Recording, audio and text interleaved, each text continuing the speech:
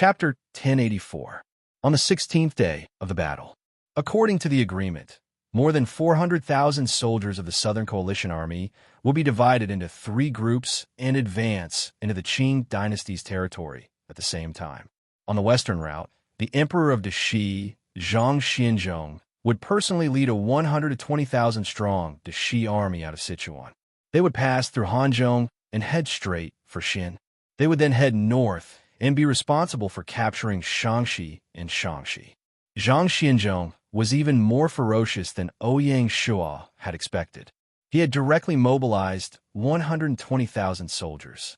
On the eastern side, Guizi would lead 90,000 blazing flame soldiers, 30,000 Great Shun soldiers, and 60,000 Southern Ming soldiers, a total of 180,000 soldiers. They would advance north from Huayan and be responsible for capturing Shandong. In the middle, Li Jing led 60,000 Great Xia Imperial Guards, 30,000 Great Shun Army, and 60,000 Southern Ming Army. A total of 150,000 soldiers headed north from Yangzhou and were in charge of attacking Henan. The 3 armies agreed to rendezvous in the capital. In view of the fact that there were fewer rivers in the north, which was disadvantageous to naval operations, the royal fleet, led by Zhou Yu, did not follow them north. The 3,000 Divine Martial Guards also temporarily stayed in Jianya to protect Ouyang Shua. Before setting out, Li Jing's troops and Guizi's troops met once in Yangzhou City. After the 2 armies met, Li Jing made some adjustments to the various departments. He mainly retracted the separated Imperial Guards of the Great Xia dynasty and reorganized them into a legion. Apart from this, the Great Shun and Nanming armies were also reorganized. How could Li Jing not know that Dorgan could see the weakness of the Southern Alliance Army? There was no need to talk about the Great Western Army in the west for the time being. After all, they were too far away and beyond their reach. With Guizi's cooperation, Li Jing took the opportunity to rest in Yangzhou and reorganize the 120,000 soldiers of the Nanming Army that belonged to the 4 towns of Zhongbei. With the help of Guizi, he took the opportunity to rest and reorganize in Yangzhou. He also took the opportunity to plan a group of officers from the Great Xia dynasty and fallen Phoenix City into the Nanming Army. That way, Li Jing's control over the Nanming Army was greatly increased. The 60,000 Great Shun troops were also split into 2 by Li Jing and allocated to the Middle Army and the Eastern Army. Although the Great Shun generals were quite dissatisfied with this, they had just expressed their stance in front of Ouyang Shua, so they naturally couldn't immediately go back on their word. Just like that, Li Jing decisively seized the favorable opportunity after Jianye's great victory. With the mutant army as the core, he reorganized the Eastern Army and the Middle Army, greatly reducing the possibility of internal strife. At the same time, the chances of the Southern Ming Army and the Great Shun Army acting on their own and disobeying orders were greatly reduced. After the reorganization, the 3 armies immediately set off according to their original targets. During this period, the 400,000 Qing troops scattered in the north quietly retreated like a tide under the unified command of Dorgan and quickly gathered in Yanjing. For a moment, the official road to the north was filled with the silhouettes of the Qing army marching. Dust and smoke billowed. The Qing army's unusual action was quickly noticed by the common people everywhere. The common people were discussing it spiritedly. Someone said, "The Qing army is afraid. They retreated without fighting. They're preparing to roll back to the border with their tails between their legs." The rumors about the Southern Coalition Army on the northern expedition became more and more ridiculous. In the morning, it was said that there were 500,000 soldiers. In the afternoon, it became 700,000. In the evening, before night fell, it was already said that there were 1,000,000 soldiers. The more he spoke, the more exaggerated he became. However, the common people still believed in this. The braver ones had already quietly taken out the hoes and machetes they had hidden in their homes and gathered at a secret location. Those who were less courageous only dared to discuss quietly, waiting to see what would happen next. No matter who it was, the way they looked at the Manchus was very different from before. Everybody just stared at them. They did not say anything vicious, but it was enough to scare the Manchus witless. especially the Manchus nobles, who usually bullied the common people. They were so scared that they did not dare to go out. Some simply packed up their valuables and followed the Qing army and fled with their tails between their legs. That night, some local militias attacked the Yamen and killed the officials appointed by the Qing dynasty. What was more ironic was that more than 90% of these officials were Han people. After the Qing army gained power, they either coveted power and position, or in order to protect their families and lives, actively or passively became the Manchu slaves. A large portion of them were previously great Ming officials. Toward these officials, the local militias did not show any mercy. They killed them all. Even their families were not spared. They were cruelly murdered by the red-eyed militias. The real Manchus officials received the news in advance and quietly withdrew under the protection of the Qing army.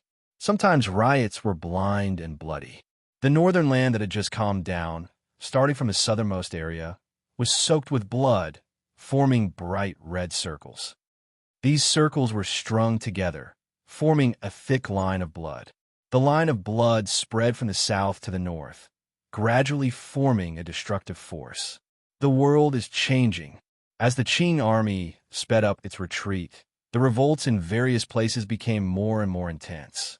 When the Allied forces from the south charged into the north, what they encountered was not the fierce resistance they had imagined, but the common people spontaneously opened the city gates and lined the streets to welcome them. It was a sea of people. The lively scene made people feel like they were in an illusion. Are we in the wrong place? A soldier muttered to himself. He seemed to be at a loss. Just like that, the three armies followed the Qing army's retreat path and miraculously recovered the lost land at an unimaginable speed. Hanzhong, Xian, Tongwan Guide, Kaifeng, Qingzhou, wherever the army went, it was announced that they had recovered. Because it was too smooth, it seemed a little unreal. In the first 2 or 3 days, the army could still maintain vigilance, afraid that the Qing army would return and set up an ambush. As time passed, the soldiers gradually relaxed. When the spies came back with definite news, the army finally felt relieved. There's no need to doubt it anymore. The Qing army has indeed retreated. After confirming the information, both the commander of the Central Army, Li Jing, and the commander of the Eastern Army, Guazi, had complicated expressions. There was no excitement on their faces. Instead, they looked very solemn. There must be a reason for this abnormality. On the other hand, the generals of the Great Shun Army and the Nanming Army were all in high spirits. They looked as if they had won a great battle. Their backs were straighter than the other. The cheers of the common people, the eager eyes of the young girls, and the successive victories gradually went to their heads, wearing down their willpower and blurring their judgment. Towards the end, they really thought of themselves as invincible and invincible masters. In the beginning, they were full of doubts in the face of the cheers. "We are heroes. Yes, we are heroes." Now, they answered as if it was a matter of course. Because it was too smooth and lively, the discipline in the army began to relax. The soldiers became undisciplined. Not only did they not have the motivation to do morning exercises, but they also did not march as quickly. They were already intoxicated with themselves. At the same time, Zhang Xianzhong, who was in charge of an area, felt even more complicated. Chapter 1085. Shangxi, Xin. In order to protect the great Xi kingdom, Zhang Xianzhong was even prepared to fight before he set off. When the northern expedition truly began, the progress was completely different from what Zhang Xianzhong had expected. In fact, it was completely different. Zhang Xianzhong had never imagined that the great Xi army would be able to successfully take down Xi'an, the former capital of the Great Shun Kingdom, in less than 5 days. Zhang Xianzhong was still in a daze when the great Xi army entered Xin. However, he was still a formidable person. Zhang Xianzhong finally woke up when he moved into the magnificent palace in Xi'an. He immediately realized that a great opportunity was in front of the great Xi kingdom. The ambition to unify the world surged uncontrollably in his heart again. Nothing is impossible. Zhang Xianzhong sat on the cold dragon throne and thought for an entire night before he finally made up his mind. The next morning, Zhang Xianzhong ordered the rest of the 120,000 Great Shi army soldiers to leave Xian, occupy territory. Zhang Xianzhong did not hide his desire for territory and told the generals of the Great Shi army, "Go ahead and do it. Take all the territory that you can get under the rule of the Great Shi kingdom." Yes, the Great Shi general received the order and led his troops out. Zhang Xianzhong stayed in Shi and was busy comforting the people. At the same time, he urgently contacted the country and asked the imperial court to arrange for officials to be stationed in Xi'an to help him manage the ancient capital. He had already planned to move the capital of the Great Shi Kingdom to Xi'an. The Qing army has retreated, and there is no ruler in the north. It is time for the Great Shi Kingdom to rise. Zhang Xianzhong was full of confidence. Hunan, Kaifeng. 2 days after the Western Army took down Xi'an, the Middle Army successfully entered Kaifeng. Li Jing did not lead his troops into the city. Instead, he stayed in the military camp outside the city. The 60,000 imperial guards of the Great Xia dynasty, led by Yi Lai, were like the most loyal guards, guarding the tent of the Middle Army. Night fell. The tent of the Middle Army was still brightly lit. Under the flickering candlelight, Li Jing's weathered face could be seen. Li Jing had encountered a problem. Ever since the army entered Henan, bad signs began to appear.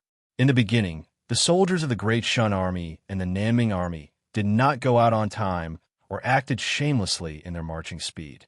They did not dare to really contradict Li Jing, the commander-in-chief of the Allied army. As time passed, these soldiers became more and more unbridled. Some of them did not return to the camp at night and indulged themselves in the city's feasting. Some of them had dirty hands and feet, accepting gifts from the common people or gentry to fill their own pockets. There were even some impudent officers who directly brought prostitutes into the barracks. Military discipline was lax. Li Jing immediately took measures and transferred the imperial guards to form a law enforcement camp. He caught a group of typical people and either whipped them, hung them up, or executed them directly. No matter who they were, they would not tolerate those who did not follow military rules. As a general of the army, Li Jing knew the importance of military law. He could not be merciful at that moment. Otherwise, if they allowed it to continue, the entire army would collapse without a fight. Once the army was scattered, it would be as difficult as ascending to the heavens to gather again. After killing a group of troublemakers, the discipline in the army had indeed improved, and the bad signs seemed to have been suppressed. However, Li Jing did not think so. "I'm not convinced at all. After all, they were not soldiers of the Great Xia dynasty. How could they be willing to be manipulated by Li Jing? Especially the Great Shan army. From the beginning to the end, they had always regarded themselves as reinforcements. They had never thought that they were under Li Jing's command. If they were too strict, there might be a backlash. If not for the 60,000 imperial guards of the Great Xia dynasty guarding them, there would have been trouble long ago. The Great Shan army was originally a group of peasant rebels. From the generals to the soldiers, they had long been used to the days of burning, killing, and plundering. They could not resist the temptation of gold, silver, jewelry, wine, and delicacies. They were no longer as impassioned as they were at the beginning. Now that they were restrained by Li Jing, they naturally felt uncomfortable. The current barracks was like a huge barrel of gunpowder. They were just short of a fuse that would explode. Zhang Xianzhong's crazy encirclement in Shangxi was the fuse. When the generals of the Great Shan army learned that Zhang Xianzhong had actually shamelessly occupied Xin, they were completely enraged. "Bastard, that's our territory." The eyes of the generals of the Great Shan army were all red, as if someone had seized a treasure in their hearts. It was as if they had forgotten that just a few years ago, the Great Shan army had been chased all over the map by the Qing army. Following the death of the roaming king Li Zicheng, Shangxi no longer had anything to do with Great Shan. The generals of the Great Shan army didn't think so. If this can be tolerated, what can't be tolerated? Immediately, a general of the Great Shan army reported this matter to Li Jing, hoping that Li Jing would step forward and mediate this matter. Get Zhang Xianzhong out of Shangxi. Li Jing was only the commander of the army. This matter involved a territorial dispute. How could a general like him mediate? Besides, the Great Western Army was only cooperating with the Southern Ming dynasty's northern expedition. They were not Li Jing's subordinates. If Zhang Xianzhong was unhappy, he could use Li Jing's letter to wipe his ass. Since the marshal can't solve it, then we'll solve it ourselves. Just like the Great Western Army, a peasant rebel army like the Great Shun Army had always believed in the saying, "Whoever has the bigger fist is the one in the right." Since they couldn't convince the other party, they could only resort to force. The Great Shun Army immediately requested for battle, hoping that the army would shift to Shaanxi and reclaim Great Shun's territory. Of course, Li Jing would not agree. If the Shunjun really left, perhaps the two parties would immediately fight each other in Shaanxi. If that happened, would there still be a need for the northern expedition? One wanted to leave, while the other wanted to stay. That day, the two sides quarreled incessantly in the central camp. The atmosphere was extremely tense. In the end, perhaps because they were intimidated by the sharpness of the Imperial Guards, the generals of the Great Shun Army left the central camp angrily. From then on, they never mentioned this matter again until the army entered Kaifeng. Li Jing knew that this matter was definitely not over. Sure enough, that night, Li Jing received bad news. Under the cover of the night, the 30,000 Great Shun Army ignored the military orders and quietly left the camp, disappearing into the vast wilderness. It was obvious that they were heading for Xian. If it weren't for the Imperial Guards holding the line, the entire camp would have exploded. The Southern Ming Army camp, which received the news, was in an uproar. It was very late before it gradually subsided. "Marshal, do you want me to lead my troops to chase them back?" Erlai asked. Under the candlelight, Li Jing's face became even more blurry. After a long silence, he shook his head and waved his hand, saying, forget it. A melon that is forcefully picked won't be sweet. Even if we chase them back this time, they will still escape next time." Erlai didn't know what to do. If the Great Shun Army was determined to leave, there was no way they could stay. Rather than forcing them to stay and burying a huge hidden danger, it was better to let them leave and think of another way. "I want to write a letter to the king." Li Jing immediately realized that the northern expedition had caused a huge commotion. Chapter 1086. Just as the Central Army changed, Guizi of the Eastern Army also encountered the same problem. Perhaps there was an explanation for the Great Shun Army's retreat a few days ago. The two Great Shun Armies seemed to have made an agreement with each other.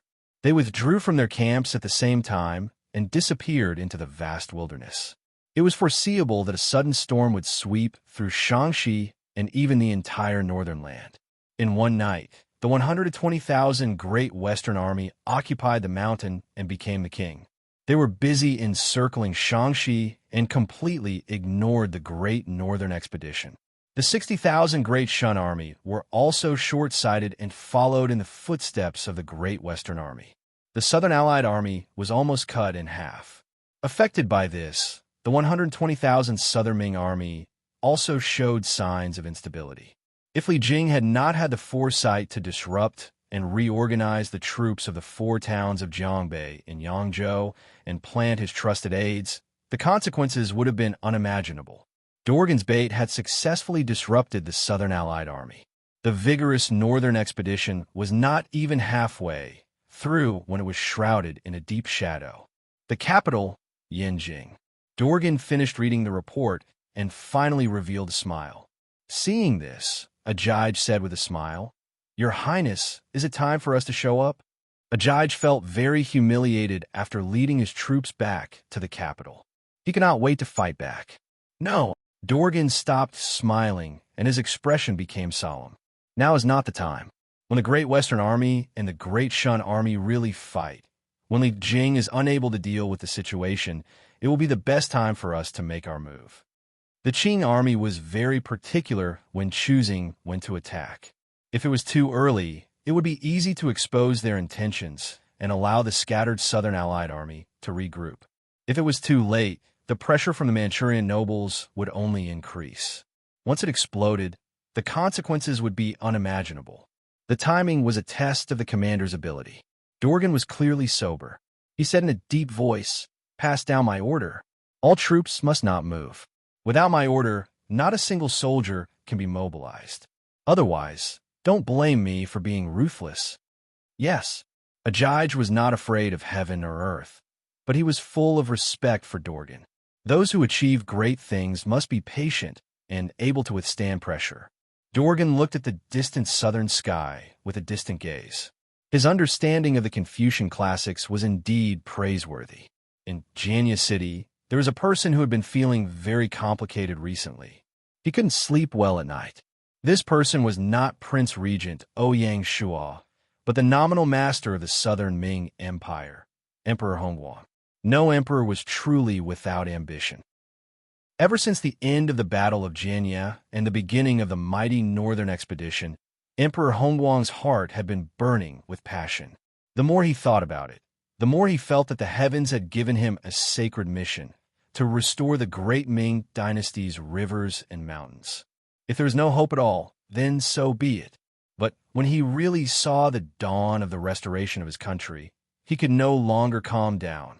Every victory at the front line made him extremely excited because it meant that he was one step closer to his goal. Your Majesty, the current situation is very good. The Qing army has been forced to flee in all directions. The Allied forces are invincible and have won many battles. Soon, they will reach the city of Yanjing, the eunuch reported. Yanjing, the place that Hongguang Emperor dreamed of. There is the family business left behind by the ancestors, the prosperity far surpassing that of Jinya, and the magnificent palaces. Emperor Hongguang was immersed in happiness. But the news that came in the past few days made Emperor Hongguang very uneasy and dissatisfied. How did this happen? Why did the Northern Expedition suddenly become an internal war? Emperor Hongguang was very puzzled. He hated it. He hated Zhang Xianzhong's greed, and he hated the Great Shun army even more. Traitors are traitors after all. It's hard to change one's nature. Emperor Hongguang realized that he couldn't just let it go like this. He couldn't say that the Southern Ming army was fighting at the front line while two groups of traitors followed behind and took advantage of it. Therefore, Emperor Hongguang secretly gave a secret order to the generals of the Southern Ming army behind Prince Regent Ouyang Shua's back. In this northern expedition, the priority is to encircle the land, followed by attacking the city. Try to occupy the northern territory as much as possible. Don't let the traitors take advantage of it. Remember, it was such a secret order that stirred up the Southern Ming army and brought a lot of trouble to Li Jing and Guizi. The generals of the Southern Ming army felt that they had the emperor's support, so they naturally spoke with more confidence. That was why people's hearts were unpredictable. Apart from issuing secret orders to the front line, Emperor Hongguang gradually became active in the court. He used the officials close to him and began to plan to take over the northern territory. He rubbed his palms together. However, Emperor Hongguang was still worried about Prince Regent Ouyang Shua and did not make it too obvious. No matter what, the direction of the imperial court was gradually changing. Moreover, it was normal to send officials to take over the lost territory. It was beneficial to quell the local unrest. It was a good thing. Ouyang Shua had no reason to interfere. In fact, Ouyang Shua did not interfere. From the beginning to the end, he had been watching coldly. If it was the Ouyang Shua from 3 years ago, he might have been a little emotional when he encountered such a troublesome problem. Now, Ouyang Shua had long cultivated a heart of stone and was as immovable as a mountain.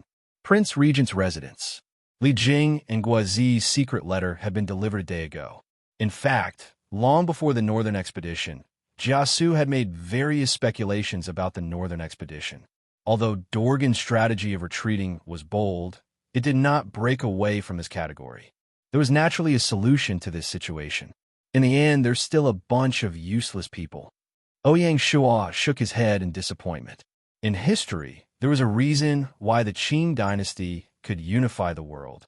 Even short-sighted regimes like the Great Western, Great Shun, and the South Ming dynasty could not move their feet when they saw some benefits. They were busy fighting each other. How could they defeat the rising Qing dynasty? Fortunately, Ouyang Shua did not really count on them. Before the northern expedition began, Ouyang Shua had formulated two battle plans with Jia Su's help. If the Great Western Army and the Great Shun Army did not cause any trouble, it would naturally be easy to fight all the way to Beijing. That was the best outcome. With the 450,000 Southern Alliance Army under Li Jing's command and the entire world as their backing, Ouyang Shua was confident that he would be able to surround Beijing and win the battle no matter how well-prepared Dorgan was. It was difficult to defend a lone city. That was the law of war. The other plan could be said to be an emergency plan. In the end, Ouyang Shua could not place too much hope on a rebel leader like Zhang Xinzhong. At the crucial moment, he had to rely on the mutant army. Of course, Ouyang Shua did not have any hopes of taking down Beijing with just the Imperial Guards and the Blazing Flame Army. That was not confidence, but arrogance. Desperate times called for desperate measures. Thinking of this, Ouyang Shua looked at Feng Qiuhuang and said with a smile, "I'll leave Jianya to you. Don't worry." Feng Qiuhuang nodded. Chapter 1087. On the 24th day of the campaign, Prince Regent Ouyang Shua and the 3,000 divine martial guardians suddenly disappeared from Jianya. At the same time, the mutant lord Feng Qiuhuang, who had been hiding all this while, suddenly stepped forward from behind the scenes. He replaced Ouyang Shua and began to lead the Jianya Imperial Court. At the same time, he was in charge of raising funds for the frontline army and supervising the transportation of rations. Feng Qiuhuang was accompanied by 2,000 fallen Phoenix City soldiers. On the 25th day of the battle, on the vast surface of the sea, the Great Xia Royal Fleet advanced through the waves. On the top deck of the flagship Yuhuang, Ouyang Shua stood bravely at the head of the tide, looking at the vast sea in front of him and asked, "How many more days until the fleet reaches Bohai Sea?" The Bohai Sea, formerly known as the Bohai Sea or the North Sea, is a part of the Western Pacific Ocean. It is the inland sea of China, surrounded by land on three sides, between the three provinces of Liaoning, Hebei, Shandong, and Tianjin. The journey to the Bohai Sea was a critical juncture. To the north of the pass was Mount Yin, and to the south was the Bohai Sea, hence the name Shanhai Pass. Zhou Yu replied, "Your Majesty, the fleet is currently traveling with the wind. If everything goes smoothly, we should arrive at our destination the day after tomorrow at the latest." All right. Ouyang Shua was excited, and he couldn't help but look forward to it. Shanhai Pass was known as the first pass in the world. It was built during the reign of Emperor Zhu Yuanzhang of the Ming Dynasty. It had witnessed the rise and fall of the Ming Dynasty and was the key point for the Qing army to enter the pass. After the incident between the Great Shun and Great Shi armies, Ouyang Shua immediately activated the emergency plan and went down the Yangtze River. After rendezvousing with the royal fleet, they entered the vast ocean. Ouyang Shua's objective was to seize Shanhai Pass and cut off the Qing army's last route of retreat. Since Dorgan was calm and composed and unwilling to engage in battle with the southern allied forces prematurely, Ouyang Shua might as well add fuel to the fire and force Dorgan to attack prematurely. After taking down Shanhai Pass, Ouyang Shua naturally didn't mind taking a stroll outside the pass. Although the Qing dynasty had moved its capital to Yanjing a year ago, there were still many Manchus living in the old capital of the Qing dynasty, Shengjing. There were even some descendants of the royal family outside the pass. It could be said to be the foundation of the Qing dynasty. Ouyang Shua did not believe that Dorgan would not be anxious when his foundation was in trouble. Even if Dorgan could keep his composure, the Manchu nobles and elders would never agree.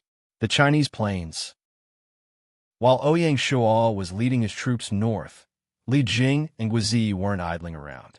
After Li Jing led his troops to attack Kaifeng, he temporarily stopped heading north and rested on the spot.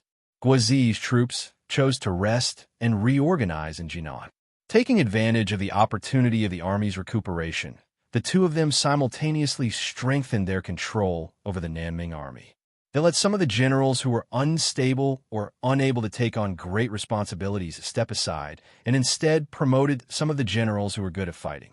Gao Jia, Huang Digong, Lu Lianzhua and the others were all valiant men from the military, but there was no lack of good generals and fierce warriors under their command, such as Li Dinghua, Sun Kuang, and other high-ranking officers who had lost power in internal strife.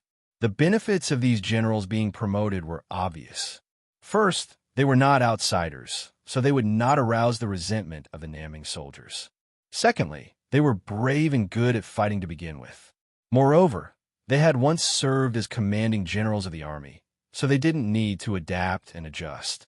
They were able to get into the groove very quickly.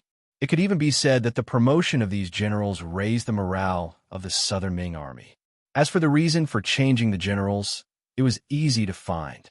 The coalition army had won many battles, so naturally, they had to be rewarded according to their contributions. Li and Guo's specific actions showed their wisdom. They didn't demote those unqualified generals, but promoted them to be the commander-in-chief of the local army. It seemed like a high promotion, but in reality, they were taking the opportunity to remove them from the army. The generals who had been excluded were also happy to do so. In their view, the occupied territory was already the Southern Ming's territory, so naturally there needed to be people guarding it. Coincidentally, they had received a secret order from His Majesty to give them priority in occupying territory, so they went with the flow and agreed. Since they were the commander-in-chief, they also needed soldiers. This was also easy to handle. Because the Qing army had withdrawn, the local militias had become the best targets for reorganization. Reorganizing these militias would also help stabilize the rear. In addition to the militias, every time the army passed through a city, a large number of hot-blooded youths would sign up to join the army. With these 2 points, there was no need to worry about a lack of soldiers. It could even be said that Li and Guo selected a group of truly hot-blooded and good at fighting from the militias to supplement the Southern Ming army. At the same time, they removed some unqualified people from the army. In this way, not only did Li and Guo completely control the Southern Ming army and eliminate hidden dangers, but they also further increased the Southern Ming army's fighting strength and cohesiveness. It could be said to be killing 2 birds with 1 stone. As for Hongguang Emperor, for him, since there was territory to take over, he didn't care about these details. Moreover, no matter how the Southern Ming army changed, it was still an army under the Southern Ming's rule.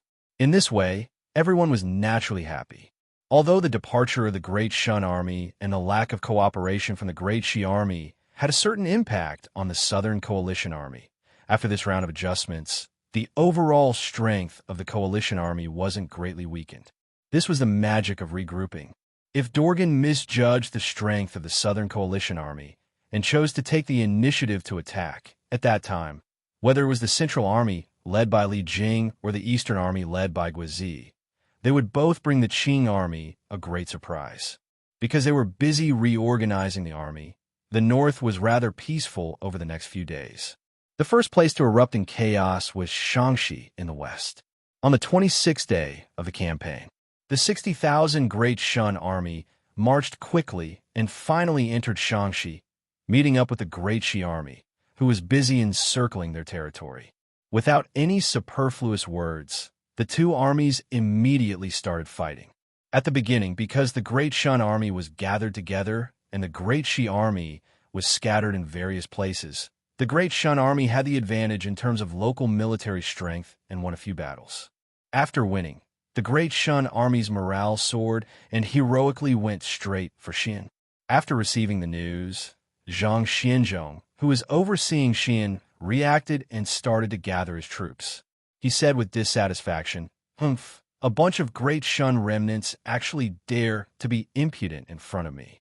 If Li Zicheng was still alive, Zhang Xianzhong naturally wouldn't think about it and would probably obediently give up Xian. However, what did the Great Shun army have left? They were just a bunch of remnant soldiers. Zhang Xianzhong didn't care about these people at all. If the Great Shun army adopted the strategy of advancing steadily and slowly nibbling away at Shaanxi, with their influence and connections in Shaanxi, they would probably be able to quickly gather a large army and contend against the Great Shi army.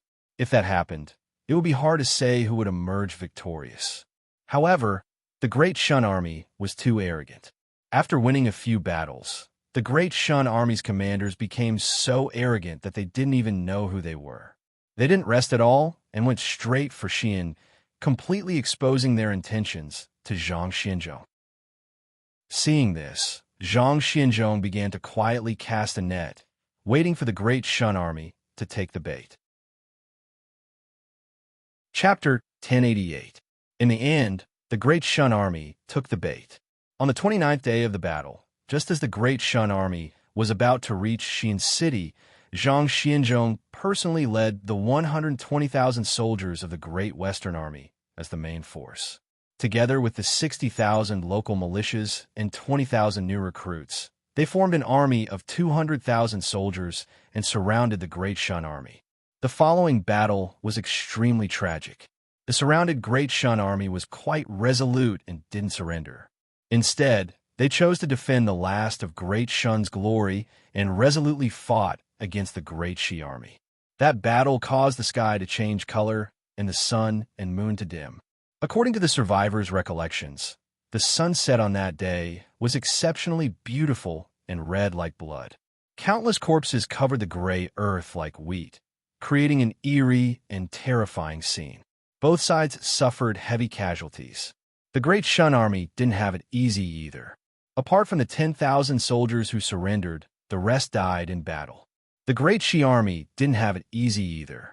Not only did most of the new recruits die, but 15,000 of the 120,000 elites died in battle. Both sides suffered heavy casualties. Fortunately, we still won. Standing on a hellish battlefield, Zhang Xianzhong felt a lingering fear, and his face glowed brightly. Defeating the remnants of the Great Shun Army was a milestone victory for the Great Shi Kingdom. From now on, the Great Shi Army would be invincible in Shaanxi and even Shaanxi. With 2 provinces and the foundation of the Great Shi Kingdom, Shu, a new dynasty was beginning to take shape. Zhang Xianzhong stood at a new starting point and was full of ambition. Unifying the world is no longer an extravagant hope.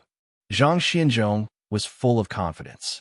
The news that the remnants of the Great Shun Army had been completely wiped out quickly spread throughout the northern region. When Dorgan received this news, he realized that the time for the Qing army to attack had arrived. Azig and the other Manchurian generals all rubbed their palms together. A major battle was about to take place. When Li Jing received this news, he regretfully shook his head. The remnants of the Great Shun Army could have walked on a smooth path and completed the magnificent feat that their leader, the roaming king Li Zicheng, had never been able to accomplish, defeating the Qing army. However, because of their stubbornness, they ended up getting caught in their own trap. At the same time, Li Jing realized that the Qing army's full-scale attack was just around the corner. With Dorgan's craftiness, he would definitely leave the Great Shi army to the side and focus on dealing with the Middle and Eastern armies. The Qing army was very familiar with the tactic of breaking them down one by one.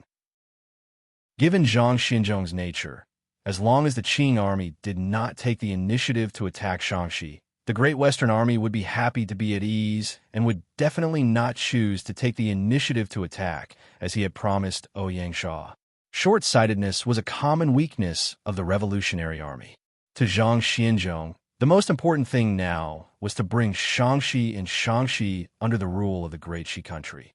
Without the reinforcements from the Great Western Army, the reorganized Central Army had 120,000 soldiers, and the Eastern Army had 150,000 soldiers. With 270,000 soldiers fighting against 550,000 Qing soldiers, the pressure was indeed great.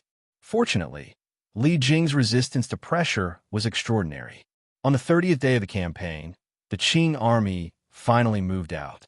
Regent Dorgan personally led 250,000 Qing troops to attack the Central Army led by Li Jing. Azig and Di Chun also led 250,000 troops to welcome Guozi's troops. There were only 50,000 Qing troops left to guard Yanjing. The two armies left Yanjing at the same time, like 2 giant arrowheads, piercing the land of the Central Plains. The biggest battle of the Battle of Qing Mianming had officially begun. Not long after the Qing army attacked, An unforeseen event occurred in Shanghai Pass. In fact, a few days ago, the Great Xia royal fleet had already entered the Bohai Sea. The fleet had been drifting on the sea for a few days and had not really approached Shanghai Pass. That was because Ouyang Shuo was waiting. Only when the Qing army left Yanjin and attacked Shanghai Pass would it be effective. Early in the morning, the sun rose from the east. The orange sunlight shone on the surface of the sea, sparkling like a golden ocean. It was dazzling. The sea breeze blew, and the flags fluttered. Shanghai Pass had the reputation of being the best pass in the world, so it was naturally not simple. Other than the main city, Shanghai Pass, it was adjacent to the Bohai Sea to the south, Beiyi City to the north, Dongluo City to the east, and Shilua City to the west. Even near the Bohai Sea, there was a south wing city that extended directly to the sea. The target of the fleet's attack was South Wing City. Ever since the Qing army entered the pass, Wu Sangui's troops had tactfully evacuated the pass and left it to the Qing army to station. In the beginning, Dorgan had arranged for a total of 30,000 troops to guard the pass. It was to guard the hub of the Qing army's retreat. When the Qing army took over Yanjin, the garrison was reduced to 20,000. Then, the Qing army attacked Great Shun and urgently needed more troops. Another 10,000 were transferred away, reducing the garrison at Shanghai Pass to 10,000. Even so, Dorgan didn't think it was inappropriate. When the Qing dynasty moved the capital to Yanjin, the strategic position of Shanghai Pass was reduced to its lowest point in history. When Dorgan gathered his troops to Yanjin, the garrison at Shanghai Pass was less than 8,000, and they were no longer elite troops. No matter how tight the defense of such a pass was, it would be difficult for the royal fleet to defend it. Boom! Boom! Boom! With the uniform sound of cannons, the attack on the pass began. The 6-meter-tall city wall couldn't withstand a single blow from the fierce cannons and collapsed. Kill! Under the leadership of Su Chu, the 3,000 divine guards boarded the scarlet horseboats and quickly charged to the shore. The Shanghai Pass, which was suddenly attacked, couldn't resist at all and retreated in defeat. In front of the divine guards who were like killing gods, they couldn't organize a decent defense line. In less than an hour and a half, South Wing City was declared to have fallen. Seeing this, more than 15,000 gunmen from the royal fleet disembarked and cooperated with the divine guards to attack the main pass. In order to destroy the thick city wall, the royal fleet even transported cannons to the shore. The P-1 cannons of the Great Xia royal fleet were even more powerful than the red barbarian cannons. Whoosh! After half an hour of continuous bombardment, a big hole was finally blasted in the thick city gate, and the pass was declared to have fallen. The Qing army was good at using the red barbarian cannons to open the way, and the Great Xia army was naturally familiar with it. As the saying went, give them a taste of their own medicine. Kill! The Battle of South Wing City was just a warm-up for the divine guards. Only the 5,000 Qing soldiers stationed at the pass piqued their interest, and their killing intent rose. Seeing that the enemy was unstoppable, the Qing soldiers stationed at the pass tried to surrender. However, Ouyang Shuo was fighting a surprise attack, and he needed to fight on the move. Furthermore, he was on the battle map, so he didn't have the mood to deal with the prisoners of war. Leave no one alive. The divine guards executed Ouyang Shuo's order very well. By 4 o'clock in the afternoon, not only the main pass, but also North and South Wing City, as well as East and West Luo City, had fallen. None of the 8,000 Qing soldiers stationed at Shanghai Pass were spared. After conquering Shanghai Pass, the divine guards didn't stop at all. Under Ouyang Shuo's personal leadership, they continued north and entered the old territory of the Qing dynasty, preparing to start a massacre. Chapter 1089. The sudden loss of Shanghai Pass was a huge blow to the Qing dynasty. How could this be? They had just given up a large territory in the north, but they suddenly lost the only hub to the old land. At this point, an official finally questioned Dorgan's plan. Giving up the city and sacrificing a large number of people just to provoke the civil strife of the Southern Coalition Army. Is it worth it? Isn't the price a bit too high? Shanhai Pass was the last line of defense in the hearts of the Manchus. With Shanhai Pass, they knew that even if they lost the war in the Central Plains, they could return to the old land and make a comeback. Once Shanhai Pass was lost, the Qing dynasty would have no way out. Therefore, the fall of Shanhai Pass was mainly a psychological blow to the Qing dynasty. Dorgan learned of the fall of Shanhai Pass during the march. His subconscious reaction was that the benefits outweighed the drawbacks, and it could rally the morale of the Qing dynasty. An army with no way out could often burst out with power that would amaze the world. Before the expedition, many of the Qing soldiers did not understand why they were holed up in Yanjing. When the northern territories fell one by one, the army was full of resentment. Even when they set off, the morale was not ideal. The fall of Shanhai Pass was undoubtedly an opportunity, but the subsequent development was far beyond Dorgan's expectations, making all his plans go to waste. On the 33rd day of the campaign, the Divine Guards successfully advanced into the old land of the Qing dynasty. The Divine Guards moved as fast as the wind and appeared and disappeared unpredictably. They appeared to the north of Shengjing for a while, and then to the west of Shengjing for a while, like a shadowless fox. The damage they caused was also quite terrifying. Special forces like the Divine Guards could easily sneak into the old land of the Qing dynasty using special combat equipment, such as hooks and claws, to infiltrate the city. It could even be said that the Divine Martial Guards could sneak into the city through their excellent disguise. Once the Divine Guards entered the city, they would destroy the central key points, such as setting fire to the treasury, beheading the officials, or slaughtering the nobles. Any one of them was fatal. For a moment, the people in the old land of the Qing dynasty were in a panic. The 3,000 Divine Guards were like a group of cold-hearted ghosts floating in the vast old land of the Qing dynasty. They raised the scythe of the god of death, wantonly harvesting lives and spreading fear. Quick, report to Yanjing. When the surrounding cities suffered one after another, the officials who stayed behind in Shengjing could no longer hold on and asked for help from the imperial court in Yanjing. Since the Qing dynasty moved the capital to Yanjing, the officials who stayed in Shengjing were basically unsuccessful people or people who were not trusted by Dorgan. Although they were left behind, they were actually marginalized.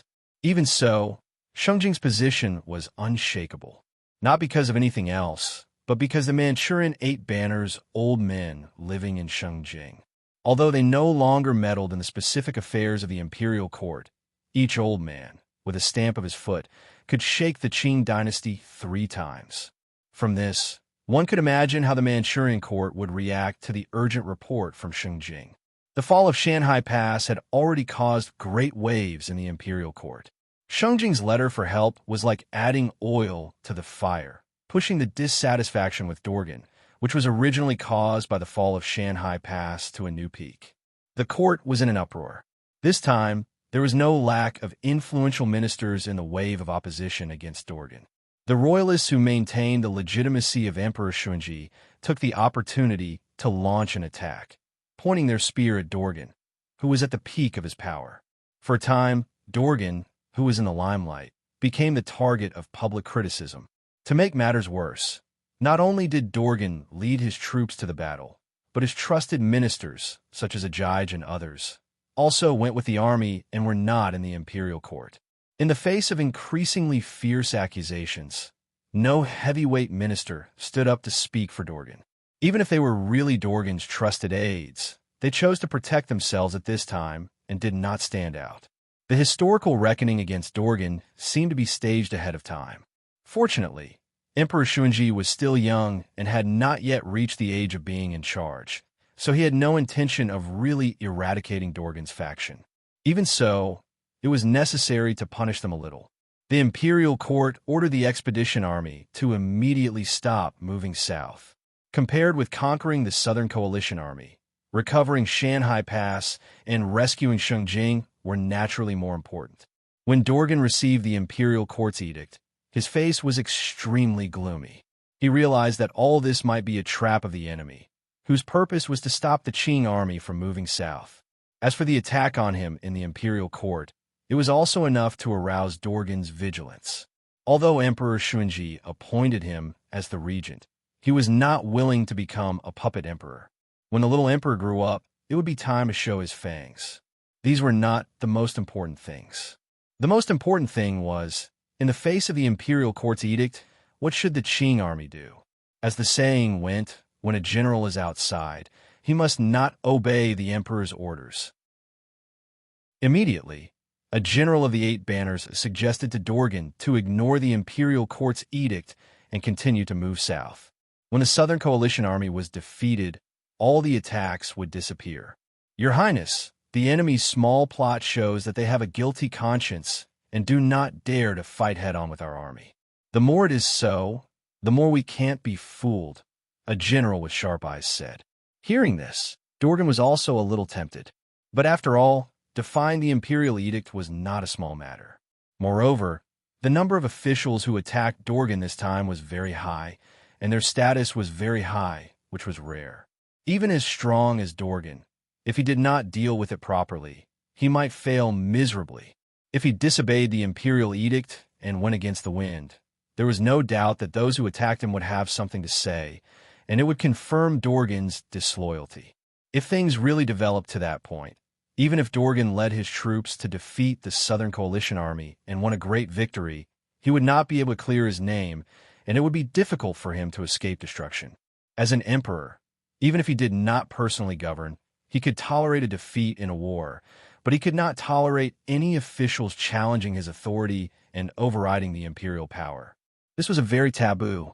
Even if he did not consider this point, and only considered from a military point of view, the fall of Shanhai Pass and the old land of the Qing dynasty would be plunged into the flames of war. These two things would greatly affect the morale of the army. First, no one knew the number of active enemies in the old land of the Qing dynasty.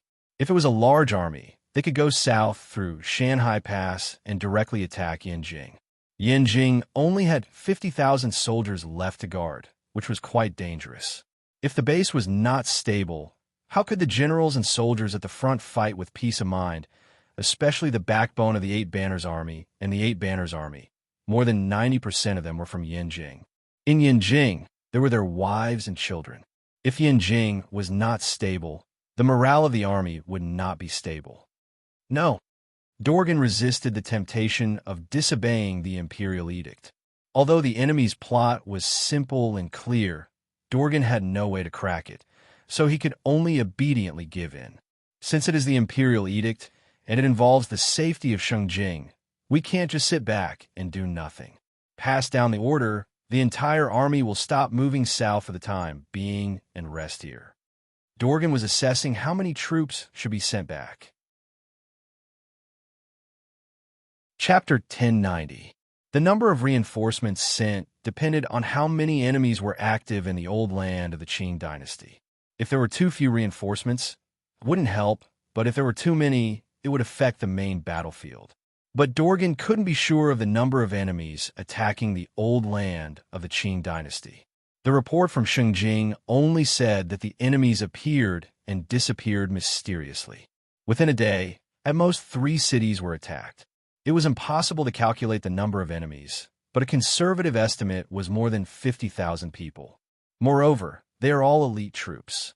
The official who stayed behind in Shengjing solemnly vowed. Although they hadn't seen the divine guards, it didn't stop them from exaggerating. Otherwise, they would seem incompetent. Besides, it was impossible to calculate, so they weren't exaggerating. 50,000 elites? If Dichon was with Dorgan, he would definitely see through this lie. With the strength of the Southern Allied forces, especially the mutant army, it was impossible to send 50,000 people north. But Dorgan couldn't make such a judgment. According to common sense, to take Shanhai Pass in less than a day, wipe out 8,000 defending troops, and create such a big movement in the old land of the Qing dynasty, 50,000 elites was not a lot. This is troublesome. Based on the 50,000 enemies, to take back Shanhai Pass, enter deep into the old land, and defeat the enemies, a conservative estimate would be to send 150,000 soldiers. There were only 50,000 Qing troops left in Yanjing, and not all of them could go north. This meant that at least 130,000 troops would be sent north, leaving only 370,000 troops on the main battlefield. Compared to the 330,000 troops of the Southern Allied forces, they didn't have an obvious advantage. It was wishful thinking to defeat the Southern Allied forces with such a force. Dorgan wasn't arrogant. The enemy's mutant army could defeat the Duo tribe, so it must be extraordinary. After thinking about it, Dorgan could only make a compromise. From the two armies, 70,000 troops would be sent north to join the 40,000 troops left in Yanjing, forming an army of 180,000 to attack Shanhai Pass. With the absolute advantage in numbers, they would try to solve the back garden problem within a week. As for the main battlefield, the two armies of the Qing dynasty stopped moving south and reorganized. They would make plans after the Northern Army took back Shanhai Pass. Dorgan was very confident that they could hold their ground. Strictly speaking, there was nothing wrong with Dorgan's arrangement. When Di Chan got the news, his heart trembled and he felt a little uneasy. Di Chan felt that things were not so simple. 3 days passed in the blink of an eye. 140,000 Qing troops had already returned to Yanjing. After joining up with the 40,000 troops left behind to guard Yanjing, they headed north to the Shanhai Pass. If everything went well, they would be able to reach the border early the next morning. The Southern Ming camp was in charge of guarding Shanhai Pass. The royal fleet consisted of 15,000 gunmen and 12,000 saber and shield soldiers. There were also more than 100 P1 cannons assisting the army in defending the checkpoint. With such a defensive formation, even if the Qing army mobilized 180,000 soldiers, they would still be able to defend Shanhai Pass for more than 3 days. From this, it could be seen that Ouyang Shua had utilized the Southern Ming Empire's resources to the extreme in this battle. Even so, according to the current progress, it would only take the Qing army in the north to complete the mission set by Dorgan a little longer than they expected 1 week. Fundamentally speaking, it did not affect the overall situation. The problem was that the following development of the situation was simply a nightmare for the Qing army.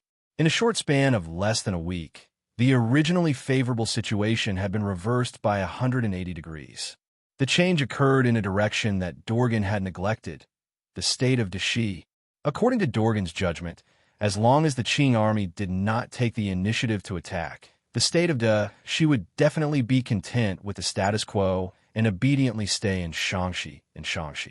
This was a very correct judgment. The premise was that there was no secret letter from Ouyang Shua to Zhang Xianzhong. There is no limit to human greed.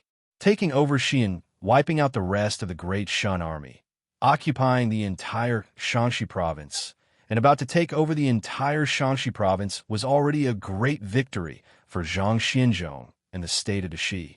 It was enough for them to brag about for the rest of their lives. Fortunately, Zhang Xianzhong had the ambition of unifying the world, and once again fell into Ouyang Shua's trap. Ouyang Shua's plan was actually very simple and worthless. He only said to Zhang Xianzhong, "There will be a military gap in Yanjing, and the defense of the city will be unprecedentedly weak. If you really want to unify the world, you must take over Yanjing. This rare gap is the only opportunity for the state of Dashi. If you miss it, you can only settle for a corner." Zhang Xianzhong was naturally skeptical when he heard Ouyang Shua's words. Given his life experience, he could not imagine that there would be people in this world who did good deeds without asking for anything in return. The Southern Coalition Army had put in a lot of effort to restrain the Qing army on the main battlefield and capture the Shanhai Pass to attract the attention of the Qing army in Yanjing. It was not easy for them to create an opening, but they let the state of Dashi reap the benefits? This doesn't make sense. Although Zhang Xianzhong was skeptical, he still fell into the trap. It was better to believe that there was such a good thing as a pie falling from the sky than to believe that there was no such thing. On the surface, Zhang Xianzhong did not directly answer Ouyang Shua. In fact, he was secretly gathering the Dashi army and deploying them near Yanjing. If Yanjing was really empty, Zhang Xianzhong would not hesitate. Just as Ouyang Shua said, whether it was in terms of influence or other aspects, taking over Yanjin was irreplaceable for a regime that aimed to unify the world. Zhang Xianzhong could not resist this temptation. On the 39th day of the campaign, not long after the 180,000 Qing soldiers left Yanjin, the 120,000 soldiers of the Great Western Army charged into Yanjin. As one of the most famous leaders of the peasant revolts at the end of the Ming dynasty, Zhang Xianzhong had never lacked the courage to take a gamble at a crucial moment. As long as he could take Yanjin, Zhang Xianzhong was not afraid of blocking the fate of the state of Dashi. Even if Yanjin was the mightiest city in the world, it would still be in danger when faced with an enemy army 12 times its size. The 120,000 soldiers of the Great Western Army did not rest after arriving on the outskirts of Yanjin. They attacked through the night, determined to take the city in the shortest amount of time possible. Zhang Xianzhong was brimming with confidence. When Dorgan received the request for help from Yanjin, his heart thumped, and for the first time, his face paled. He was no longer as composed as he usually was. So this is the true trump card of the enemy? The actions of the Southern Coalition Army had completely surpassed Dorgan's expectations and completely disrupted his plans. This meant that Dorgan had been led by the nose by Ouyang Shua the entire time. Ouyang Shua's series of battle plans were closely linked. Each step seemed casual and lacking in killing intent, but when put together, they could shake the foundation of the Qing dynasty. Chapter 1091. Return to the capital. This time, Dorgan did not hesitate at all. He immediately ordered the entire army to go north to rescue Yanjing. It was this order that completely ruined the Qing dynasty. Just as the Qing army left for the north, Li Jing's and Guizi's troops were like two wolf packs that had locked onto their prey. They attacked decisively the moment the prey showed signs of panic. Dorgan, Ajij, Lien Pe, and the other generals of the Qing camp were all experienced generals and were not completely unprepared. However, since Yanjing was in a state of emergency, it would be inconsiderate to leave the camp and go north in a hurry. Secondly, Li Jing's and Guizi's troops had been preparing for a week. Even if the Qing army was prepared, they would not be able to stop them. A great decisive battle was about to take place. The Southern Allied forces took advantage of the Qing army's weakness and launched continuous attacks. If the Qing army did not stop and force their way north, the Allied forces would come forward and bite. If the Qing army stopped and fought on the spot, the Allied forces would retreat and would not continue fighting.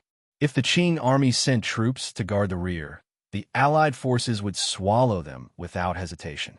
This kind of shameless tactic annoyed Dorgan. If Yanjing was not in a state of emergency, Dorgan would have stopped and dealt with the Allied forces. However, the moment they learned that the Qing army was going north, the Dashi army attacked even more fiercely. Zhang Xianzhong was greedy, but he was also very clear-headed.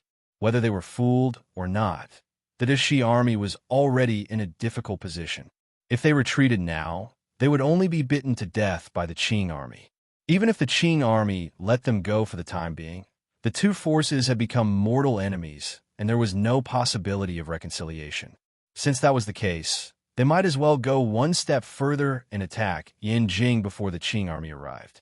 Then, with the defense of Yanjing and the important captives like Emperor Shunji, they would restrain the Qing army. As the saying goes, put yourself in a dead end and you will be reborn. Faced with the fierce attacks of the Dashi army, the Qing army that stayed in Yanjing had already used all their skills and suffered heavy casualties. Even the guards in the city and the imperial guards in the palace had been driven to the battlefield. Even so, the people in the city were still in a panic. Although the top level of Yanjing was full of Manchu people, the people in the city, including the civil and military officials, were still mostly Han people. Naturally, there was no lack of cowards among them, but there were also people who were ferocious and sad. Moreover, even if they were spineless, there might still be people who would repent. Just like the Jiangnan gentry leader Qin Qini mentioned before, after surrendering to the Qing dynasty, he inexplicably raised the banner of anti-Qing. The complexity of the human heart was evident. The Shanhai Pass fell, the Qing dynasty's old territory was plundered, The main force of the Qing army was held back by the allied forces from the south. Yanjing was besieged. One after another major event, after another continuously impacted the nerves of the Han people in the city. Something seemed to be breaking out of the ground. The imperial court of the Qing dynasty also seemed to have noticed this sign. Even when the defense of the city was at its most difficult, they did not relax their control of the order in the city and were always on guard. The entire city was filled with unease and undercurrents. While Dorgan was leading his troops to reinforce Yanjing, the 180,000 Qing troops who had arrived at Shanhai Pass were not ordered to return to Yanjing, but to take down Shanhai Pass as soon as possible. The Qing dynasty seemed to be very clear-headed. They realized that Yanjing was at its most dangerous moment, and the city could be breached at any moment. At times like this, the Shanhaiguan Pass, which was located at the hub of the retreat of the Qing dynasty, became more and more important. If they recapture the Shanhai Pass, the Yanjing Imperial Court will have a way out. If they fail, the Qing Imperial Court will be finished. It was obvious which was more important and which was more important. Therefore, while the Southern Allied forces were biting Dorgan's troops, a war was also breaking out in Shanhai Pass. The Qing army wanted to recapture Shanhai Pass, but the imperial fleet of the Xia dynasty would not let them do as they wished. In order to defend the pass, the 3,000 divine guards who were active outside the pass had quietly returned to Shanhai Pass to assist the imperial fleet in defending. In this way, the defense was even stronger. The Qing army's attack could not be said to be weak. While bombarding the pass with cannons, they also relied on the siege weapons to engage in close combat, all in order to take down the pass as soon as possible. However, in front of the P1 cannons, the red barbarian cannons of the Qing army's Godly Arms Battalion were too weak. Whether in terms of range or firepower, they were far inferior to the P1 cannons. Moreover, the P1 cannons occupied a high position. More often than not, the red barbarian cannons were destroyed before they could fire 2 shots. In addition, with the help of the mimic flying device in the air, the Godly Arms Battalion had little effect. This time, they had suffered greatly. After a day and a night of fierce fighting, more than 30,000 of the 180,000 Qing troops were killed, but Shanhai Pass still stood tall. To make matters worse, the red barbarian cannons of the Qing army had been used up. Without the help of cannons, it was wishful thinking to want to break through Shanhai Pass.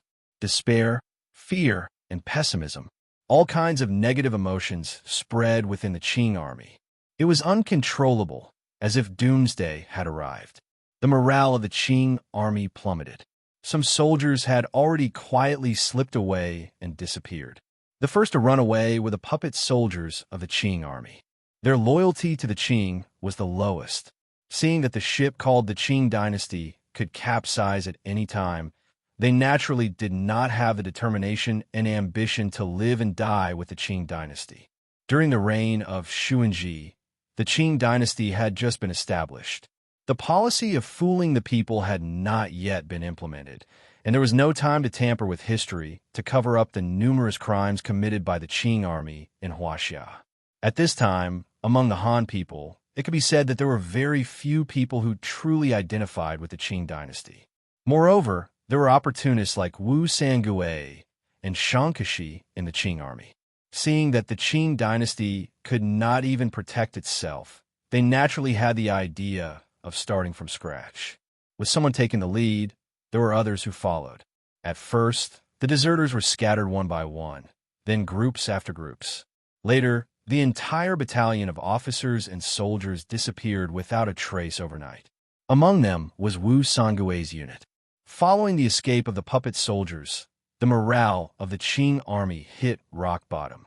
The pessimistic Qing officers and soldiers knew very well that perhaps they would never be able to take down the Shanhai Pass. What should we do? The officers and soldiers were panic-stricken. At this critical moment, the Qing army, which had shrunk to 100,000 men, split up again. This time the deserters were the Meng Baki of the Eight Banners army, which was also the elite cavalry of the Qing army. As the saying goes, in the face of a great calamity, fly away on your own. The Manchus and the Mongolians were very close. After all, They were not a real family. Seeing that the Qing dynasty had fallen and seemed to have settled down, the Mongolians were not stupid enough to walk down the dark path. Although the Shanhai Pass was the central hub leading to the outside of the Great Wall, it was not the only passage. The Ming Baki decided to withdraw to the outside of the Great Wall, no longer participating in the muddy waters of the Central Plains. This was simply fatal to the Qing army. First, less than half of the elite troops were gone, their combat power was greatly reduced, and there was no hope of breaking through the Shanhai Pass. Second, the hearts of the soldiers were wavering. Even the Ming Baki, the disciple soldiers, were wavering. Some wanted to learn from the Ming Baki and take a detour to the outside of the Great Wall. Some wanted to return to Yanjing and rescue their families. The Battle of Shanhai Pass had ushered in the most critical turning point. Chapter 1092. In less than 2 days, the 180,000 Qing troops were reduced to a little more than 40,000 eight banners. Just as this unit was wavering internally and didn't know what to do, the Great Xia army made a choice for them. With the Divine Martial Guards as the vanguard, the Great Xia army took the initiative to attack. This was really beyond the Qing army's expectation. The morale of the Qing army was low to begin with. Faced with the surprise attack of the Divine Martial Guards, they were at a loss of what to do. Their internal opinions were not unified. Some chose to fight head-on, while others took advantage of the situation to leave the battlefield. On the other hand, the Great Xia army was not only high-spirited but also well-commanded. Even though the Qing army was twice the size of the Great Xia army, their formation was disrupted by the Divine Martial Guards as soon as they came into contact with the Great Xia army. A crushing defeat was imminent, and there was simply no way to stop it. The Great Xia army seized the opportunity to pursue and reap the fruits of victory. This great battle lasted until dusk before it came to an end. By the time the sun set in the west, the Shanhai Pass was already littered with corpses. Not a single standing Qing soldier could be seen. The entire Qing army was routed. Just like that, in less than 3 days, the 180,000-strong Qing army attacked the Shanhai Pass aggressively, but in the end, they were completely routed. Some died in battle, and some became deserters. This was a miracle in the history of war. The root cause was that the foundation of the Qing dynasty was too shallow. They tried in vain to rule the world with a tribe at the border. If there were no challengers, it would be fine, but once a challenger appeared, it would immediately collapse. And it started from the inside. The defeat of the Qing army at Shanhai Pass marked the beginning of the total defeat of the Qing army. In order not to provoke the Great Western Army, after defeating the invading Qing army, Ouyang Shao did not lead his troops south to attack Yanjing. Instead, he headed north again, preparing to capture Shengjing before the battle ended. Even so, Yanjing failed to hold on. In the afternoon of the next day, the remnants of the Qing army from Shanhai Pass returned to Yanjing with the news of the defeat at the front line. Yanjing, which was already on the verge of collapse, could no longer hold on and let out its last breath. In the evening, the Great Western Army successfully charged into Yanjing and captured Emperor Shunji. As soon as the news of the fall of Yanjing reached the Dorgan tribe, a wave of deserters immediately came. The puppet army chose to surrender to the Southern Allied forces.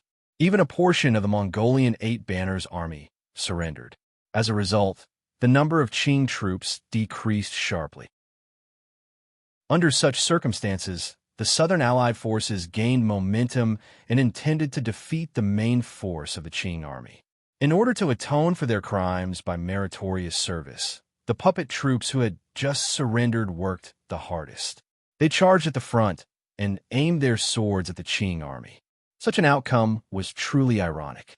No matter how valiant Dorgan was, he was powerless in the face of such a situation.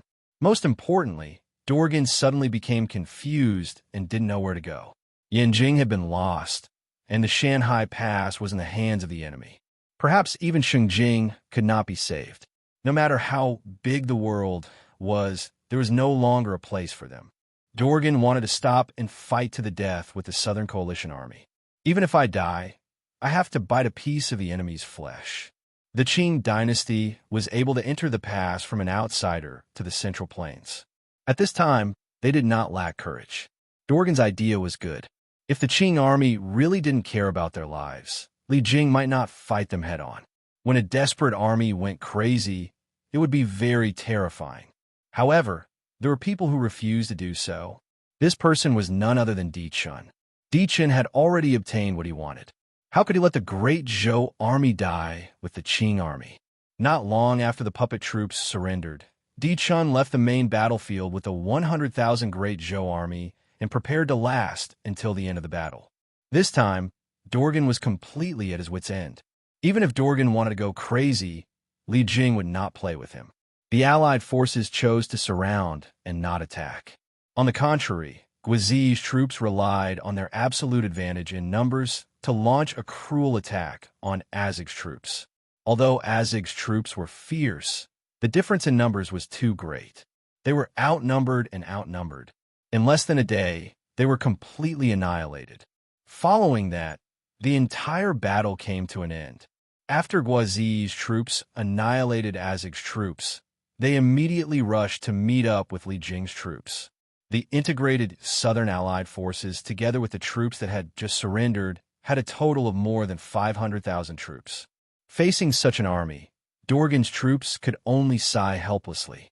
Soon, they followed in the footsteps of Azig's troops. The last battle was intense. Dorgan was determined to defend the last glory of the Qing dynasty. With an indomitable aura, he fought head-on with the Southern Allied forces.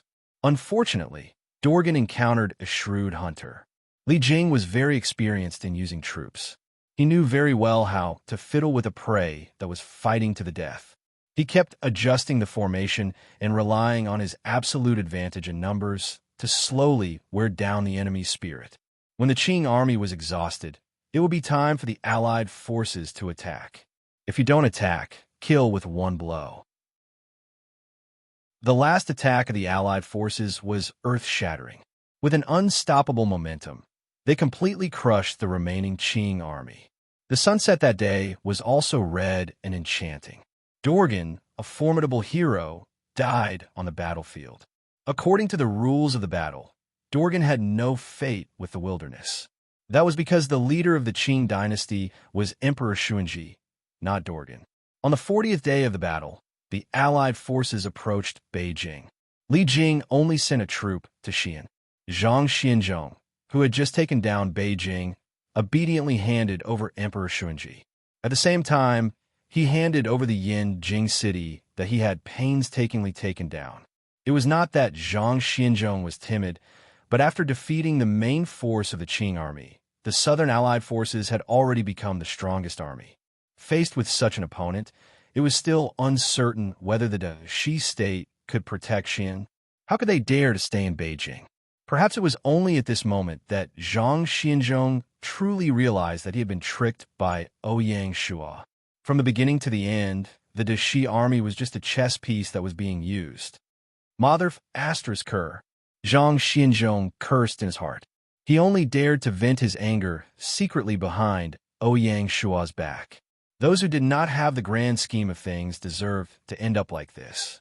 When Emperor Xuanji was handed over to the Allied forces, the battle finally came to an end. Immediately after, the battle announcement sounded. Battle announcement. The battle of the Qing dynasty to destroy the Ming dynasty has officially ended. The Ming dynasty has successfully reversed history. Battle announcement. The battle of the Qing dynasty to destroy the Ming dynasty has officially ended. Now, according to the overall index of the player's contribution to the battle and the overall index, additional contribution points will be calculated. Ouyang Shua immediately heard the sound of the system notification. System notification. Player not saying that has no clothes. The representative of the Ming dynasty's mutants united all the major forces in the south. They were of one mind, planned well, and captured Emperor Xuanji. Additional contribution points will be rewarded with 80,000 contribution points.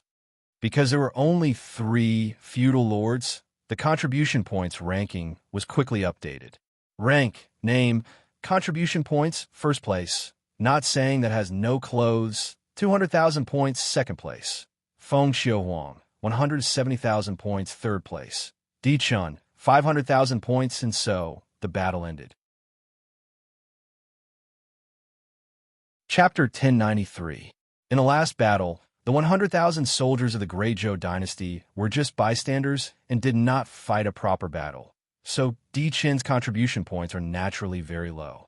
Of course, there were no true losers in this battle. Fortunately, along with the end of the battle, Ouyang Shuo had obtained another 200,000 plus merit points, and he was less than 200,000 merit points away from being able to advance to the highest rank, the title of Heavenly Prince. Feng Xiuhuang also had a great harvest, but the amount of contribution points required to advance from Duke to King had doubled. She still needed to accumulate for a long time before she could advance again. Of course, even if Feng Xiuhuang was promoted to King, Fallen Phoenix City would not have the chance to become a dynasty. A dynasty was already the limit of Fallen Phoenix City. According to Feng Xiuhuang, she had already started the nation establishment mission. If everything went smoothly, Fallen Phoenix City would be able to establish a dynasty in 1 or 2 months and usher in a new era. The only region in the world that had 3 dynasties was the Huaxia region. When the battle ended, Ouyang Shuo was still in Shengjing. He did not expect to receive such an unexpected surprise. In the Shengjing Imperial Palace, Ouyang Shuo obtained a very precious special item. Cavalry Soul, Speed. After use, permanently increased the speed of the dynasty's cavalry by 80%. As descendants of the female race, the 8 Banners cavalry was very powerful. Together with the Cavalry Soul, Endurance, that he obtained from Kublai during the Battle of Cliff Mountain, the Great Xia cavalry would truly be invincible. Even the famous Mongolian cavaliers would pale in comparison to them. Just as Ouyang Shuo left the Shengjing Imperial Palace and was about to head to Jianya to receive the final reward, a system notification rang in his ears, causing him to be stunned. System notification. Congratulations to player who says that has nothing to wear. In the Battle of Cliff Mountain and Battle of Qingye, you have raised the might of Huaxia, reignited the blood of Huaxia, reforged the soul of Huaxia, expelled the Tatars, and restored our land. You have made great contributions, and your name will be remembered in history. You will be rewarded with the soul of Huaxia. Soul of Huaxia. After use, the dynasty will become the only orthodox dynasty in Huaxia and will have the highest priority. The more Ouyang Shuo thought about it, the more shocked he became. The attribute introduction of the soul of Huaxia was very general, but each keyword had a profound meaning. Especially for a dynasty, its significance was even greater than that of an entire army. What is orthodox? The word orthodoxy first came from the book Spring and Autumn Annals. It was also known as the orthodoxy of law, the orthodoxy of Taoism, and the orthodoxy of etiquette. It meant that the orthodoxy of Zhou was the orthodoxy, and the 5 emperors were respected, and the world was unified. This was the revered King Huai. Someone said, orthodoxy is the highest righteousness. Since Great Xia was the rightful ruler of China, it had obtained the highest righteousness. From then on, even Great Qin, Great Han, Great Sui, Great Tang, and Great Song all respected Great Xia. Of course, this was only in theory. Even so, it was still a great achievement for Great Xia to gain the upper hand. With such a reward, the reward given by the Southern Ming Empire was somewhat insignificant. Fortunately, Gaia was very considerate and directly sent the reward over through space, saving him a lot of time on the road. Ouyang Shuo took a look and saw that it was a talisman. Mountain Sealing Talisman. After use, one can choose to completely seal off 1 mountain path, or temporarily seal off 3 mountain paths for 3 months. Interesting. Ouyang Shuo seemed to have thought of something. He smiled faintly and chose to leave. By the time he returned to Shanghai City, it was the 29th day of the 7th month in the 5th year of Gaia. As soon as Ouyang Shuo appeared, he heard a system announcement. System announcement. Congratulations to player, don't say you don't have clothes. In all of China's 10 battles, you have been the representative of a faction and obtained the final victory.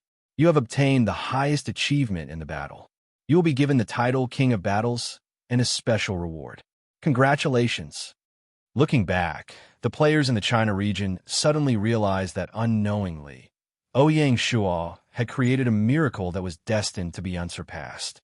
In the battle map, Yan Huang Alliance had been suppressed from start to finish. No matter how both sides chose factions or how they schemed, Ouyang Shuo was always able to turn the situation around. Winning once isn't much. What's difficult is winning every time. Ouyang Shuo's 10 consecutive victories in the battle map was enough to go down in history. Amazing! At the same time the system announcement was made, there was a group of special people in various corners of the wilderness. They were originally lords, but now they had all sorts of strange identities. Some became casual players, some fought for a living, and some rushed into the sea of business. No matter what their identities were, they all had one thing in common, which was that they had all been on the battle map. They had either cooperated with Xia or fought against Xia. Only those who had participated in it knew how difficult it was to achieve this, and so they were filled with admiration. Compared to the praise of the other players, Di Chun felt even more disappointed and even a deep sense of defeat. In the battle against Ouyang Shuo, Di Chun had never really had the upper hand. Originally, this was only a vague feeling, and only when Gaia pointed it out did Di Chun realize it. Could it be that I am fated to not be able to defeat him? Unknowingly, Ouyang Shuo's invincible image had already become a shadow in Di Chun's heart. Di Chun didn't even have time to sigh, as a series of system announcements rang out. System announcement: the battle between the Qing dynasty and the Ming dynasty has officially ended. The main historical figures of the Ming and Qing dynasties have been automatically added to the game. Please explore on your own. As the last two dynasties of Huaxia's feudal era, although the Ming and Qing dynasties had many shortcomings, they also gave birth to many famous talents. Among those who became officials in Xia during the Ming and Qing dynasties were Zheng He, Yin Song, Li Hongzhong, Zhang Tingyu, Huzong Xian, Hai Rui, Tian Wenjing, Wang Shoren, Shi Lang, Qi Jiguang, and Yu Daiyou. On the civil side, there was Zhang Jiujing, one of the 10 great prime ministers in history, Fang Xiaoru, the only person in history to have his entire family executed, Lu Bowen, Shang Ji, Zhao Jinji, and other talents. In fact, every Ming dynasty prime minister was a qualified civil official. On the Qing side, there was Zhang Jidong, Tsang Wufan, Zhong Tong, and other famous late Qing officials. In addition, there was Oh Boy, He Shun, Liu Yong, Ji Xiaolan, Li Guangdi, and Yao Qixing. On the military side, there was Yuan Chonghuan, Ding Ruchong, Deng Shichong, and Yu Zhongqi. In addition, there was the famous Dr. Li Shizhen, the 3 great talents of the Ming dynasty, Yang Shun, Jie Jin, and Su Wei, the 4 great novelists of the Ming and Qing dynasties, Chao Shuiqin, Wu Qinjin, Shi Naian, and Luo Guanzhong, literary critics Jin Shengtan, Guyan Wu, and Gong Zizhen, were the 10 great writers of Huaxia, Tang Xinzu, who wrote Su Xiaoka's Travels, the Grandmaster of Wudong, Zhang Sanfeng, and Huang Feihong, the red-top businessman Hu Xiuyan, and the painter Zhang Banqiao. Chapter 1094. System Announcement.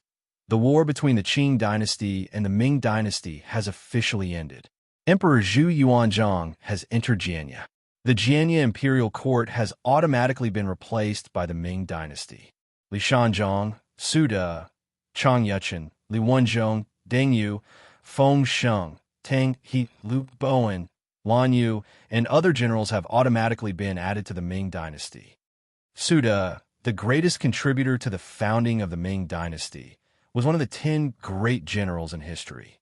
He was as famous as Bai Qi and Han Xian.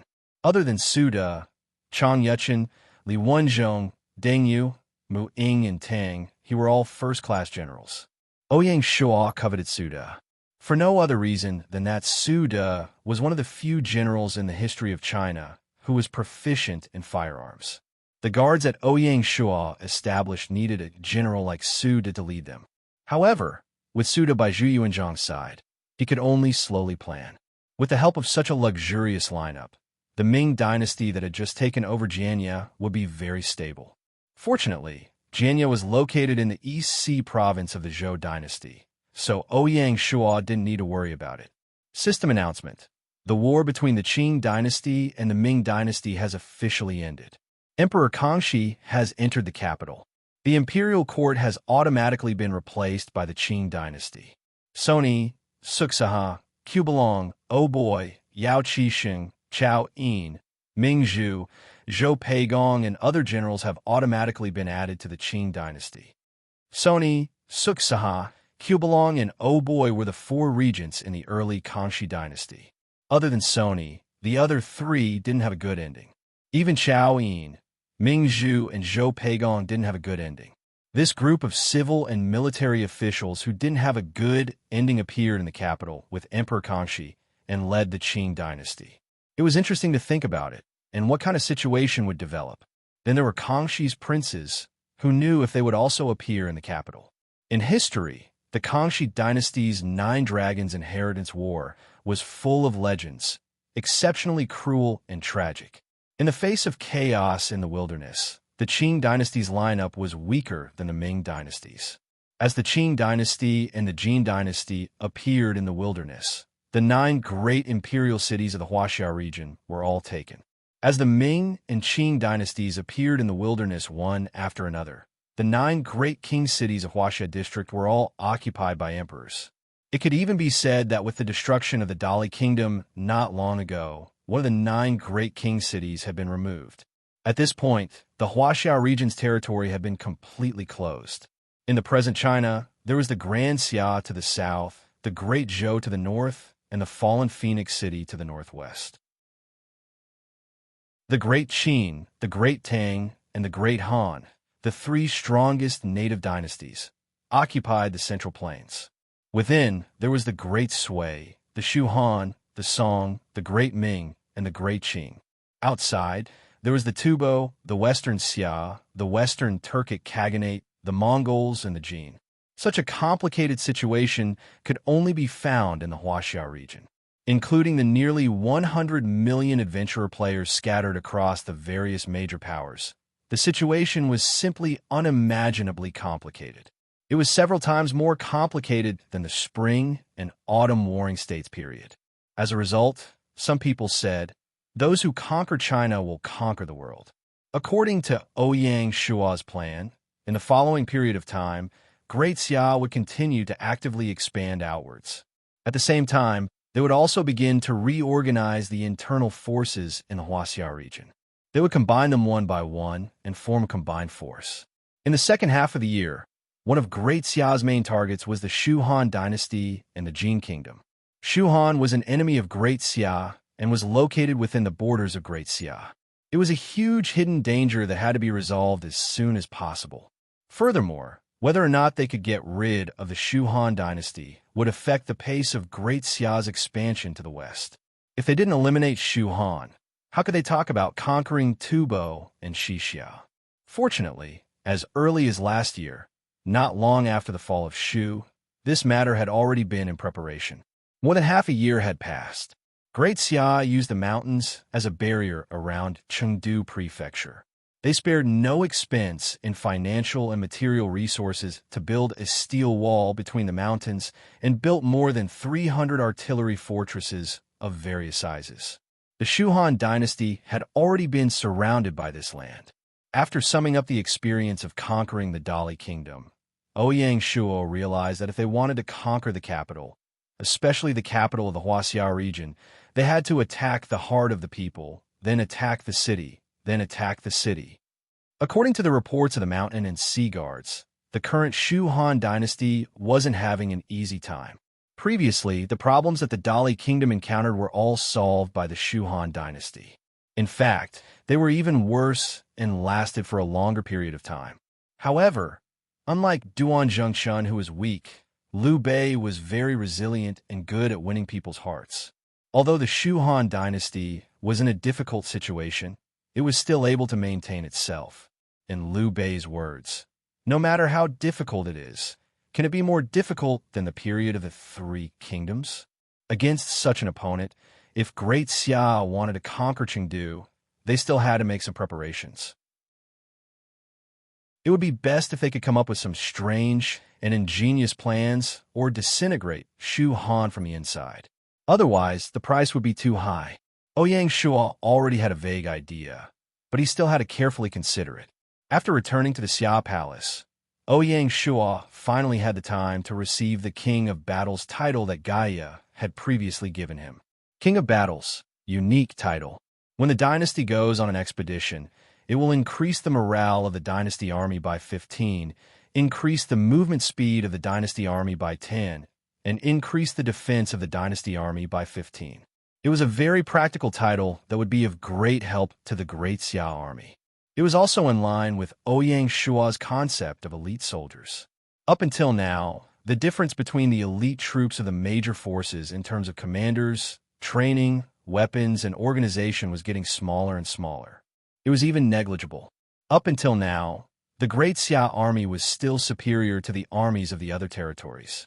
One of the important reasons was that they relied on the various valiant characteristics of a dynasty. After the quantitative change, it gradually turned into a qualitative change. In addition to the attributes of the title, the special reward that Ouyang Shua drew was also very practical. Recruitment list. After using it, the attraction rate of historical talents in the wilderness will increase by 300.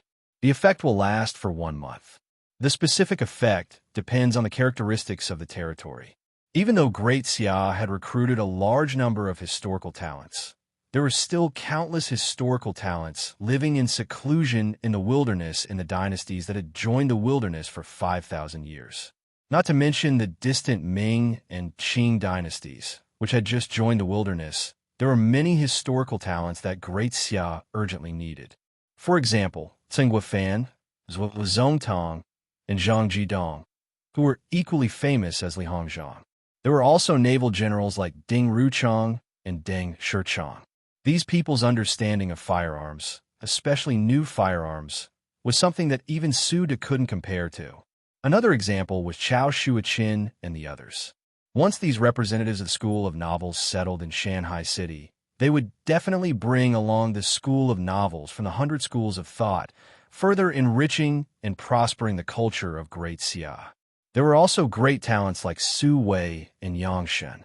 Although they might not be able to govern a region, they could enter the secret literature pavilion and become experts in handling documents. It wouldn't be inappropriate to place them in the intelligence pavilion. Now, it was time to see which talents would be recruited for Great Xia during this month's super promotion period. Chapter 1095. A month passed in the blink of an eye. With the help of the recruitment list, Ouyang Shua was both happy and worried this month. He was happy because the recruitment list was indeed extraordinary. In just a month, it had recruited more than 40 historical talents of different levels, many of which were god-level figures like Tseng Guofan. As soon as Tseng Guofan arrived, he was invited to the cabinet by Ouyang Shua. Name, Tseng Guofan, god-level, title, one of the top 10 prime ministers in history dynasty. Qing dynasty identity. Great Xia inner pavilion elder, occupation, civil official loyalty, 75 commander, 80 martial power, fort intelligence, 80 politics, 98 specialties. Reputation, increase the integrity of the territory by 40. Increase the efficiency of the territory by 25. Increase the level of the territory's culture by 15. Increase the level of the territory's governance by 30. Ancient. Book, 9 chapters of law evaluation. Tseng Guofan has always been a good judge of people. He has great foresight and forgets about personal interests, which is something that the ancients could not compare to. Although he is not famous for being good at war, he is able to identify good generals and plan meticulously. That is why he is the first meritorious minister. Tseng Guofan was born in a landlord's family. He was diligent and studious since he was 6 years old. At 8, he could read the 4 books and the 5 classics. At 14, he could read the rites of Zhou and historical records. In the 18th year of Daoguang, he became a scholar and entered the Hanlin Academy as a student of the Grand Council, Muzhong. He was promoted to the cabinet secretary, assistant minister of rights, minister of war, minister of justice, and minister of personnel. He was appointed as the governor of Liangjiang, the governor of Zhili, and the grand secretary of the Hall of Martial Heroes. He was conferred the title of Marquis Yong and was later known as Tsang Wenzheng. During the Taiping Heavenly Kingdom movement, he formed the Xiang army to turn the tide. After many years of fierce battles, they destroyed the Taiping Heavenly Kingdom. Sun Guofan's life was based on patience. He advocated that everything should be done diligently and frugally. He should not be arrogant as an official. He disciplined himself and used virtue to become an official. He put etiquette first and used loyalty to govern the country. Under Sun Guofan's initiative, the Qing dynasty built the first ship of China, established the first military school, printed and translated the first batch of Western books, and arranged for the first batch of students to study in the United States. It could be said that Sun Guofan was the pioneer of China's modernization. With such a person who was familiar with the Westernization movement and had great influence in the late Qing dynasty entering the cabinet of Great Xia, the impact on Great Xia was obvious. There were many reasons why Sun Guofan chose to become an official in Great Xia. In addition to the influence of the sage recruitment list, there was also the invitation of his disciple, Li Hongzhang. In addition, his ancestor, Zhengzi, was also in Great Xia. Accompanying Sun Guofan were his younger brother Sun Guoquan and Zhuo Zongtang. Both of them were from the Xiang army. Ouyang Shuo planned to expand the imperial guards at suitable time. Sun Guoquan and Zhuo Zongtang, the two generals, were the best candidates for the imperial guards. At present, Ouyang Shuo had arranged for the two of them to enter the 1st Imperial Guard Legion and work together with Legion Commander Oda Nobunaga to form and train Great Xia's 1st Integrated Firearms Legion. Apart from Sun Guofan and his entourage, Chao Shuoqin had also come to Great Xia. Chao Shuoqin's great-grandmother, Lady Sun, had been Emperor Kangshi's protective mother. His grandfather, Chao Yin, had been Emperor Kangshi's study companion and imperial bodyguard. Later on, he was the Jiangning Weaving Commissioner and also the Lianghuai Salt Inspector. During the Kangxi and Yongzheng reigns, 3 generations of the Chao family were in charge of the Jiangning Weaving Commissioner for 58 years. Their family was illustrious, powerful, and extremely wealthy. At that time, they became the wealthiest and most influential family in Nanjing. Kangxi went to Jiangnan 6 times, and Chao Yin received him 4 times. In the 5th year of Yongzheng, Chao Shuoqin was 13 years old. In December, his uncle, Chao Fu, who was then the Jiangning Weaving Commissioner, was dismissed from his post and imprisoned for harassing the courier station, causing a deficit in the weaving industry and transferring property. Before the Lantern Festival in the 1st month of the next year, his house was confiscated. Chao Shuoqin moved back to Beijing with his family. From then on, the Chao family was unable to recover and declined day by day. Under such circumstances, Chao Shuoqin was naturally unwilling to return to the capital and live under the rule of the Qing dynasty. On the contrary, Shanghai City was prosperous and had no restrictions on scholars. The atmosphere was extremely open, and it was a suitable place for him to settle down. As Chao Shuoqin became the head of the Southwest University China Hall, a system announcement spread throughout the Huaxiao region. System announcement. The representative of the School of Novels, Chao Shuoqin, has become an official in Great Xia and has widely accepted disciples. At the same time, he has fulfilled the 3 conditions for a school to enter Great Xia. The School of Novels of the 100 Schools of Thought has officially entered Great Xia. System announcement. The School of Novels of the 100 Schools of Thought has officially entered Great Xia. Shanghai City is specially granted the title of Holy Land of Novels as a reward. Congratulations to player Don't Say You Have No Clothes. System announcement. The School of Novels of the 100 Schools of Thought has officially entered Great Xia. The existing title of Holy Land of 100 Schools in Shanghai City has automatically replaced the title of Holy Land of Novels. The title reward of Holy Land of Novels has been canceled. Shanghai City is specially granted a hidden building, Wenhua Tower, as a reward. Congratulations to player, don't say you have no clothes. Name, Wenhua Tower. Type, hidden building. Function, hang the portrait of a civil official in the tower and revive once without any damage. Features, attract rate of civil officials increased by 20%, territory popularity increased by 5. Description, this is a tower specially set up for civil officials. The Lord can spend a certain amount of gold coins to invite a certain number of civil officials' portraits into the tower and revive once without any damage. The Wenhua Tower has a total of 4 floors. The first floor enshrines the portraits of the gold-ranked civil officials. The maximum number of portraits is 50, and each person costs 10,000 gold coins. The second floor enshrines the portraits of the king-ranked civil officials. The maximum number of portraits is 20, and each person costs 50,000 gold coins. The third floor enshrines the portraits of the emperor-ranked civil officials. The maximum number of portraits is 10, and each person costs 200,000 gold coins. The top floor enshrines the portraits of the god-ranked civil officials.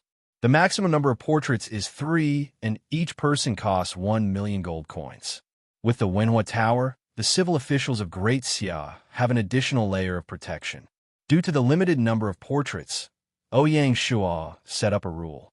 The civil officials that were invited into the Wenhua Tower would be judged based on their achievements.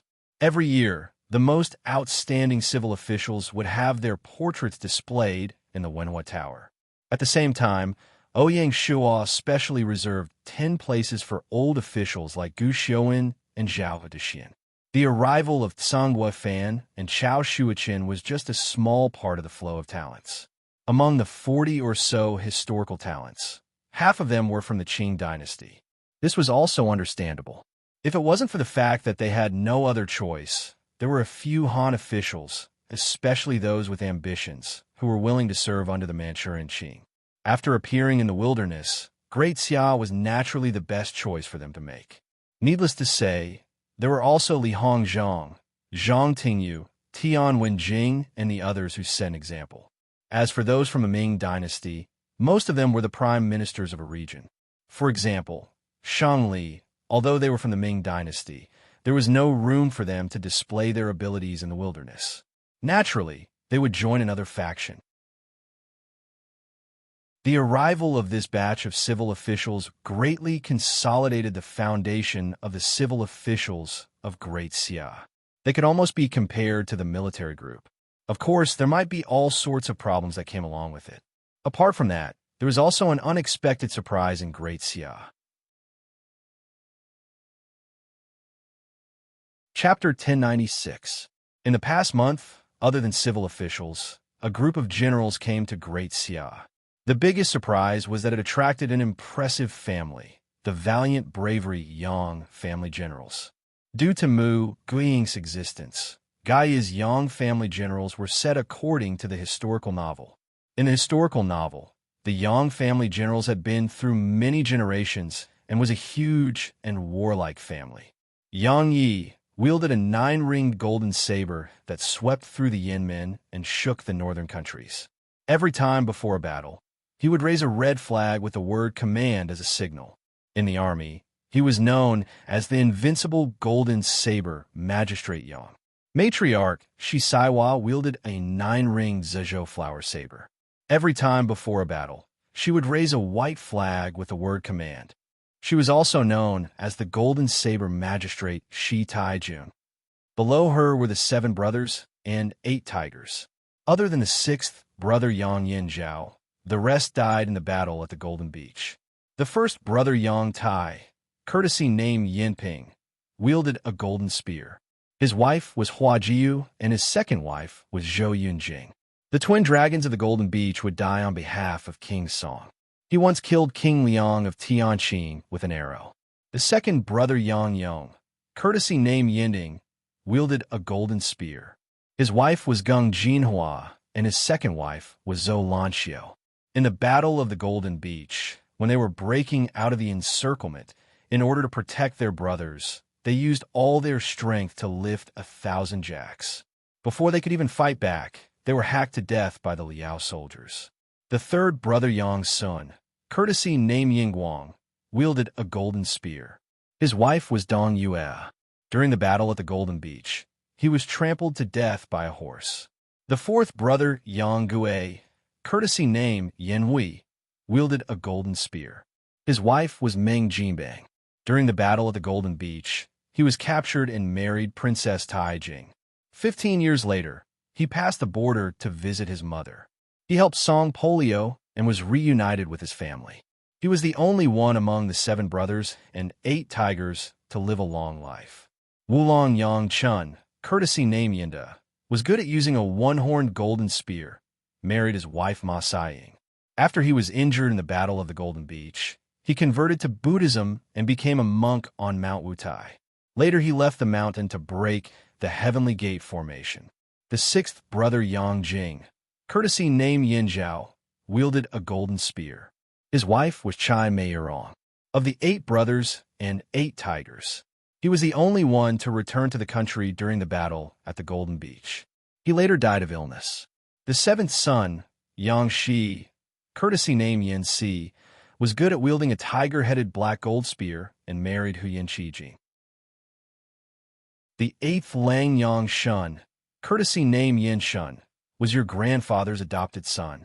He was adept at wielding a golden spear with a pouch and married his wife Kai Xiaoying. The next generation was Yang Liulong's eldest son, Yang Zongbao, and his wife, Mu Guing. Even Mu Ging and Yang Zongbao's son, Yang Wenguang, was a famous general.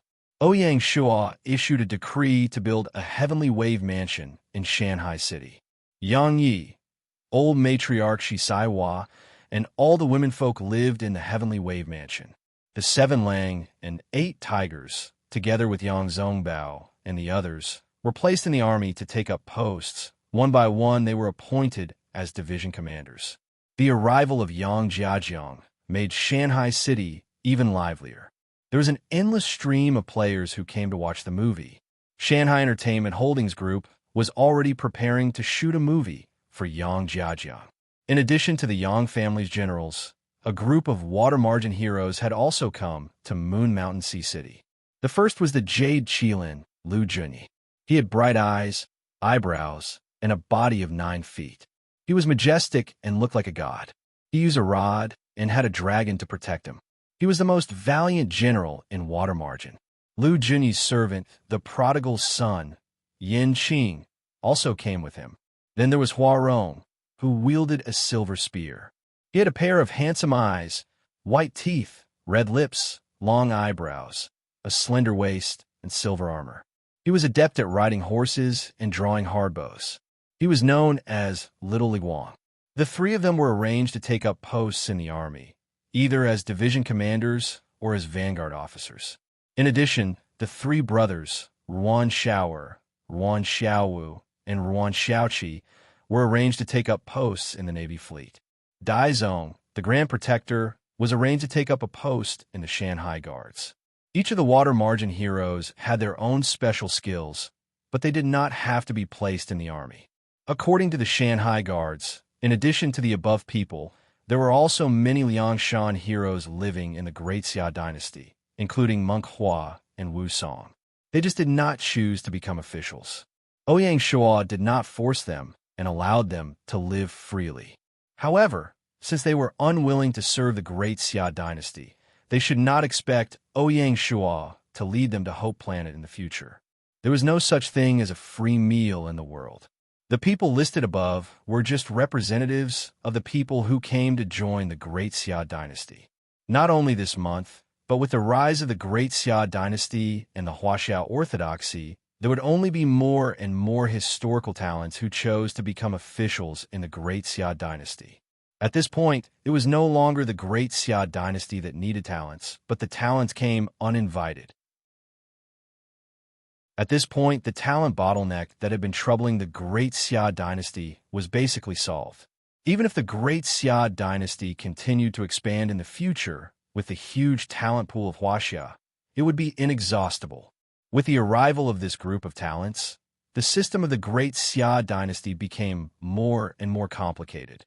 No one was perfect, Every historical talent had their strengths and weaknesses. They were either headstrong, greedy, lustful, self-centered, or put the interests of their families above the interests of the dynasty. In addition, these talents came from different dynasties and had different historical limitations. Now, it was like a pot of hodgepodge mixed together. It was also a big problem for this group of talents to adapt to each other.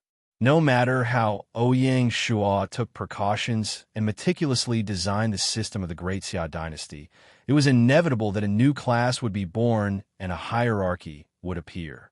This was a general trend that even an emperor like Ouyang Shua couldn't reverse.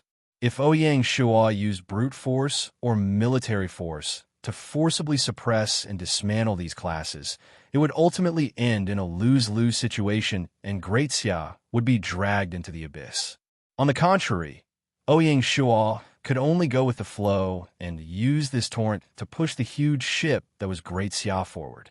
At most, Ouyang Shua could only ensure that Great Xia didn't deviate from the main route. If Great Xia was compared to a fleet that was braving the waves, Ouyang Shua was merely on the flagship. Around the flagship, with Great Xia as the core, there were tens of thousands of ships of all sizes. They were the guarantee of the flagship's advancement and also the protection of the flagship. Both were interdependent. With such a huge system, even if Ouyang Shua had absolute authority, he wouldn't be able to pay attention to everything. Fortunately, Great Xia had a powerful imperial court, a cabinet that could be said to be the most luxurious in history, and an unparalleled army that was sufficient to deal with any challenges. What Ouyang Shua needed was just a little patience, enough patience. As Laozi once said, governing a great country is like cooking a small fish. To Ouyang Shua, he had already entered a new stage of growth.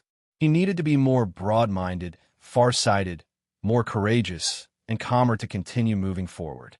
After this hurdle, Ouyang Shua would be very different.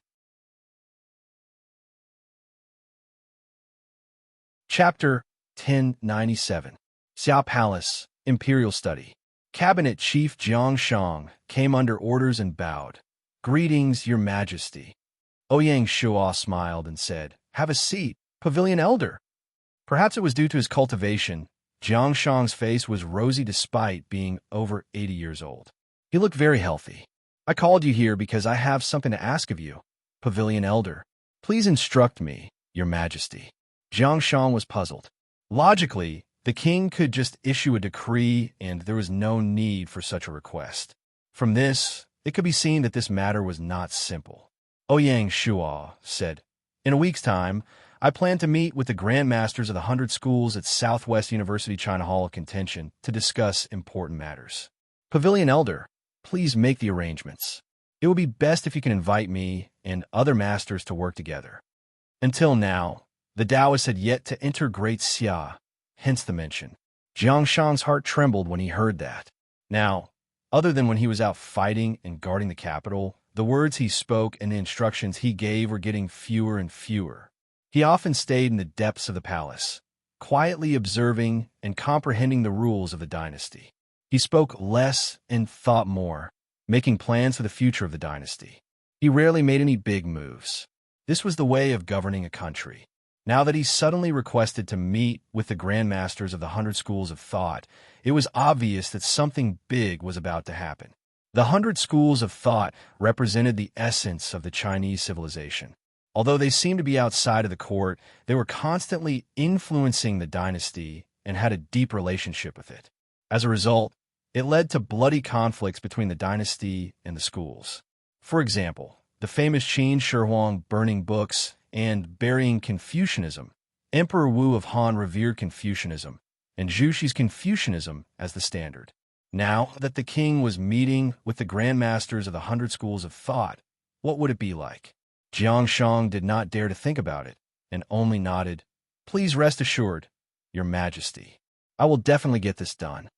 As a Grand Master of the 100 Schools of Thought, Jiang Shang was confident. Ouyang Shua nodded and ended the conversation. Gaia Year 5, 1st of September, Luo, Feng City. This was a very special day. Feng Xiaohuang will be holding a grand coronation ceremony on this day to be crowned as the king. Early in the morning, Ouyang Shual led a luxurious diplomatic group to personally attend the ceremony. Feng Xiaohuang chose the name of Jin and not the only surviving name of the three ancient dynasties.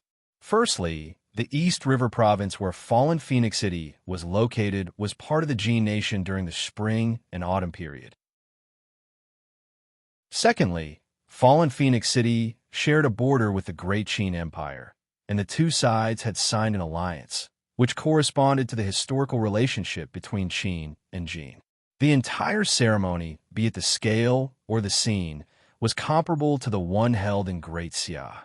During the military parade, when the 1st Division of the Great Xia Imperial Guard Army appeared on the drill ground as an ally led by Zhuozong Tong, there was a burst of exclamations. Without a doubt, this was the Wilderness' first organized gunner division. The fact that Great Xia chose to announce the existence of the Imperial Guards at this time caused the various representatives who were invited to attend the ceremony to have different expressions. Some of them already had grave expressions, such as Xiong Ba, who represented Great Zhou. Ouyang Shual was instead composed, and he sat upright without moving. On the other hand, Feng Xiaohuang, who was seated beside him, smiled and said, "After what you did, I'm afraid some people won't be able to sleep well. I just want them to wake up a bit."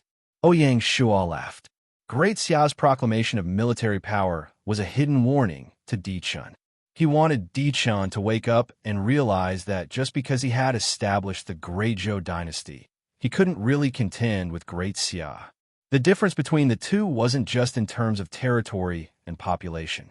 Even in terms of talents that Di Chun was most proud of, Great Xia had already caught up and was even on the verge of overtaking him.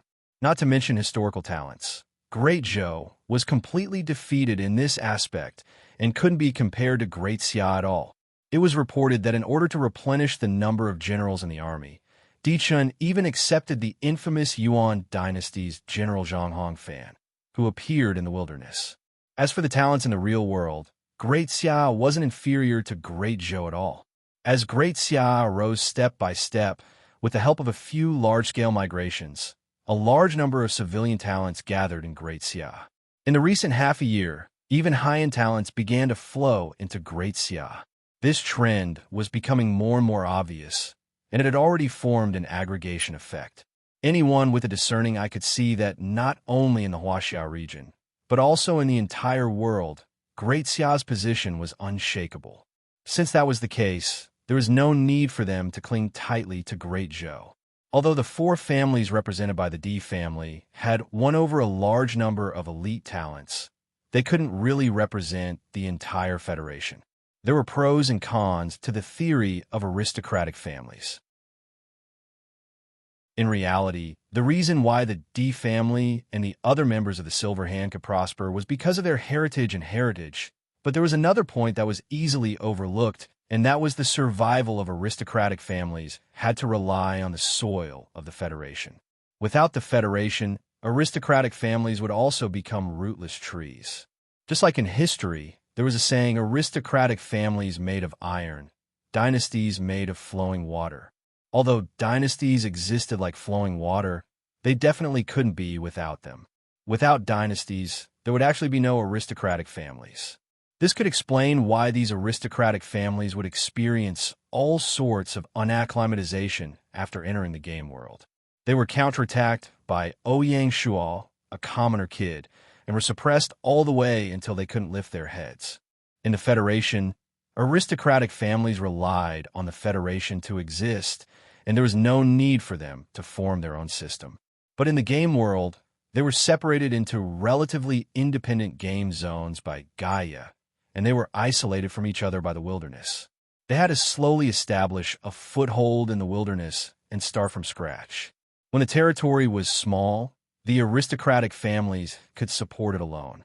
Once the territory was large enough to exceed the limits of reality, it would be out of the control of the aristocratic families. This was because in reality, aristocratic families only needed to specialize in one area to thrive. Because they specialized in one area, the gathered talents would have the phenomenon of favoring one area. And to manage a territory well, It required talents from all aspects, and there could not be any shortcomings. It was difficult for a single family to support a dynasty. This was also one of the reasons why in the middle of the game, China's 4 large families would willingly come together. Using Lord Chuanshin's family as an example, they mainly did business, so they could not support a dynasty. On the contrary, the Great Xia dynasty under Ouyang Shuo was like a blank piece of paper in the beginning. There were no restrictions or rules. All sorts of talents were needed, and they were willing to accept. They were never exclusive. In this way, all rivers run into the sea, and they could jump out of the fence and forge a new world. Therefore, in the Great Xia, all sorts of talents could be found. Because there was no favoritism, there was no favoritism. This was something that Ouyang Shuo had recently figured out.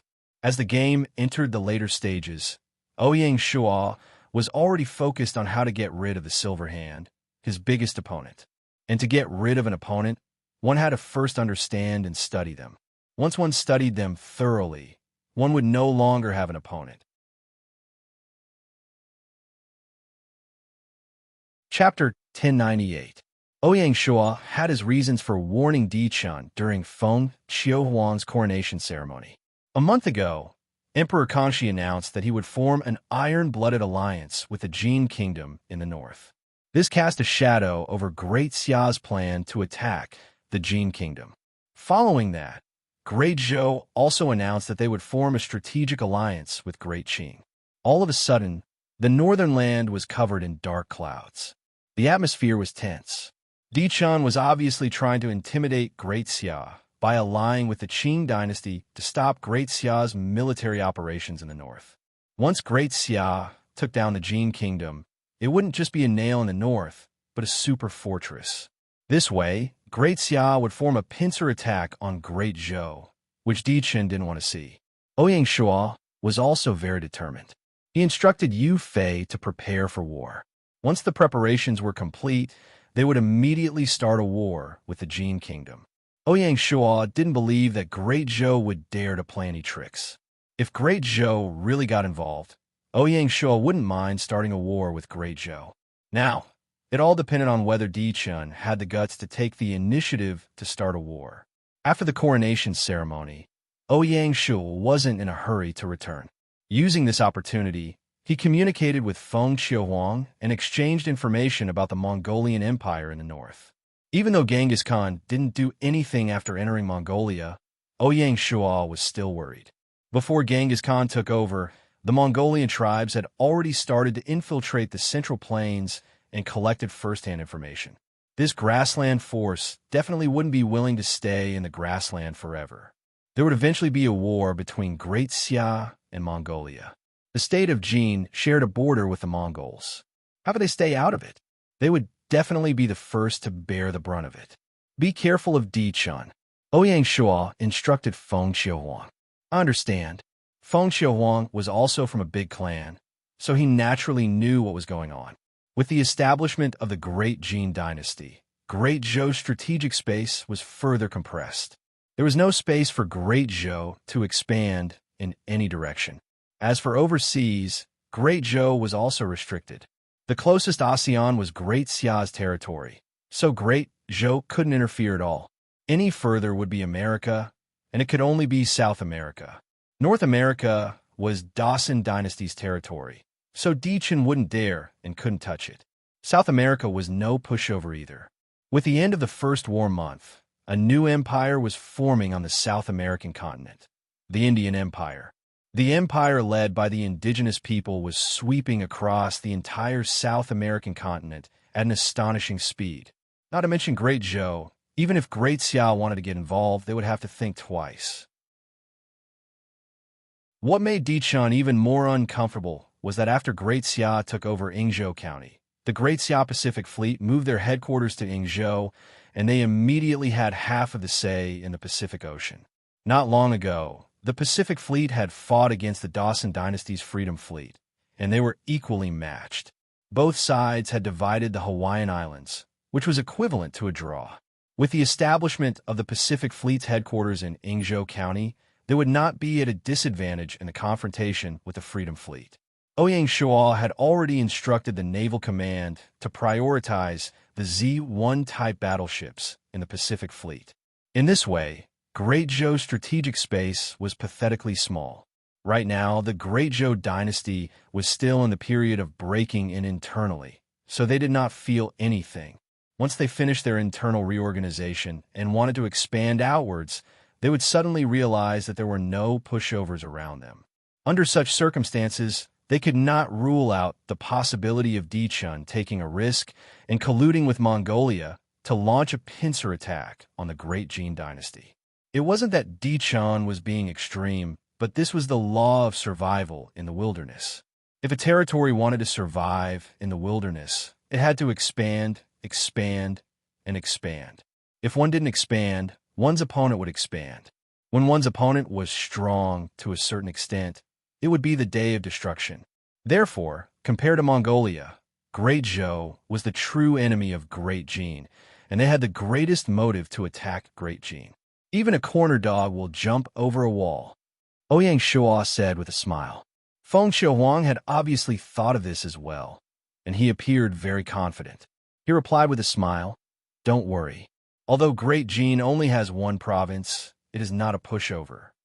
After going through the national war and the war that had just ended, Great Jin's trump card, the Blazing Flame Army, had completely matured and was a formidable enemy that could not be underestimated.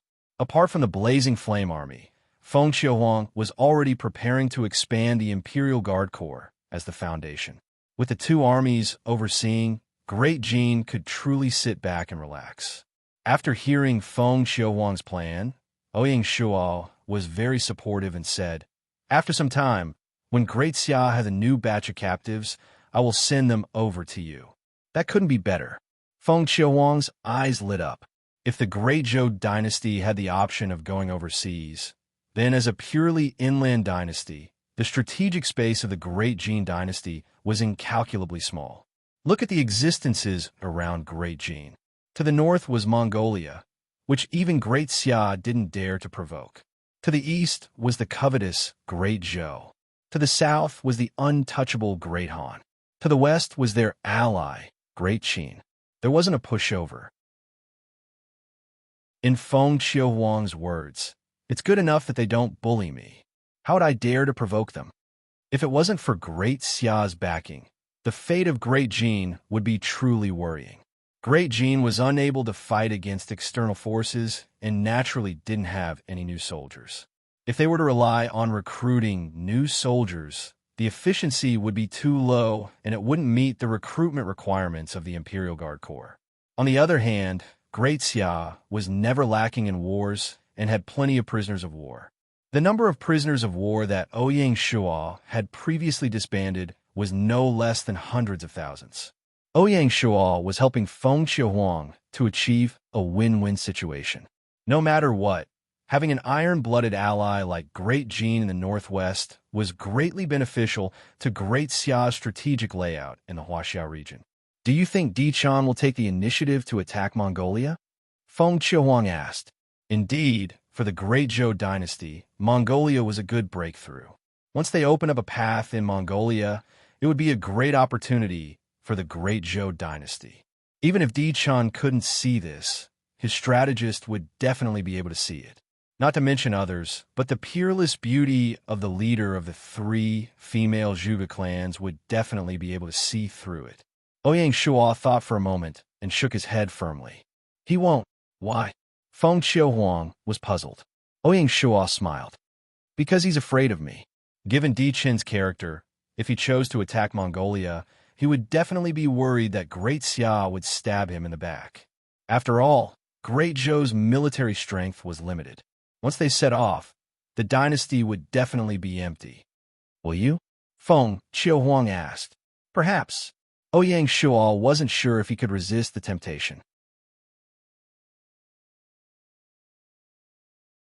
Chapter 1099. On the 2nd of September, Ouyang Shuo returned to Shanghai City. In the following week, several dynasties were born around the world, including the England region's Ganger dynasty, the Russia region's Romanov dynasty, the Indian Empire, the Persian Empire, and the Arab Empire. Although the latter three were called empires, they were still dynasties in terms of rank. It was just that they had different names. This was all within his expectations, so Ouyang Shua did not pay much attention to it. However, when the Ganger dynasty was established, he arranged for the Atlantic Fleet's admiral, Alvaro, to congratulate them on his behalf. In the following period of time, there would probably be more dynasties being born, and the global map would usher in a great division. The situation would also become clearer. As Ouyang Shua expected, other than Great Xia, the dynasties that could stand tall in the wilderness without falling were either under the silver hand or the hidden pawns of the academies. There were very few third parties. This was not good news for the Great Xia dynasty. Time waits for no man. Ouyang Shua looked at the southern sky with high fighting spirit. On the 9th of September, Southwest University China Hall. Just as the global situation was changing, Shanghai City, which was the center of the world, seemed to be rather calm. It began a new day of life in a leisurely manner. However, the Zhengming building in the southwest corner of Southwest University China Hall was somewhat unusual. In the main hall, Confucius, Laozi, Mozi, Han Fizi, Sunwu, Gigazi, Zhou Yin, Huizi, Lu Buwei, Su Xing, Zhang Zhongjing Li Bai, Chao Shuaqin, and other sect leaders sat in front. Mencius, Xuanzi, Zhuangzi, Lai Zi, Shangyang, Shen Buhai, Gao Zi, Yang Zi, Gongsun Long, Zhang Yi, Tian Pian, Shenzi Yinwan, Yin Zi, and Guanzi sat in the middle. Behind them were more than 500 disciples of the 100 schools. They were the backbone of the 100 schools. Such a force could almost represent the mainstream ideology of the entire Huaxia civilization. In today's world, only Great Xia had the influence to bring them together. At 9 o'clock sharp, Ouyang Shua appeared in the hall. "Greetings, Your Majesty." Regardless of whether they were officials in Great Xia or living in seclusion in Great Xia, or even those who did not live in Great Xia, all of them stood up and bowed respectfully. This was a form of respect for the Emperor of the Wilderness, as well as a form of respect for the orthodoxy of China. Ouyang Shua didn't have the slightest trace of arrogance. After he sat down, he pressed his hands down, indicating that everyone should sit, and said, "In terms of knowledge, all of you can be my teacher, so please don't be reserved." As soon as he finished speaking, the expressions of Laozi and the others visibly relaxed. Ouyang Shua's humble attitude won the goodwill of these grandmasters.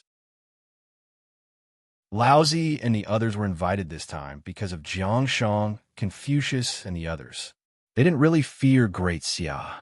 After appearing in the wilderness and combining what you've seen and heard, I'm sure all of you have gained new understandings.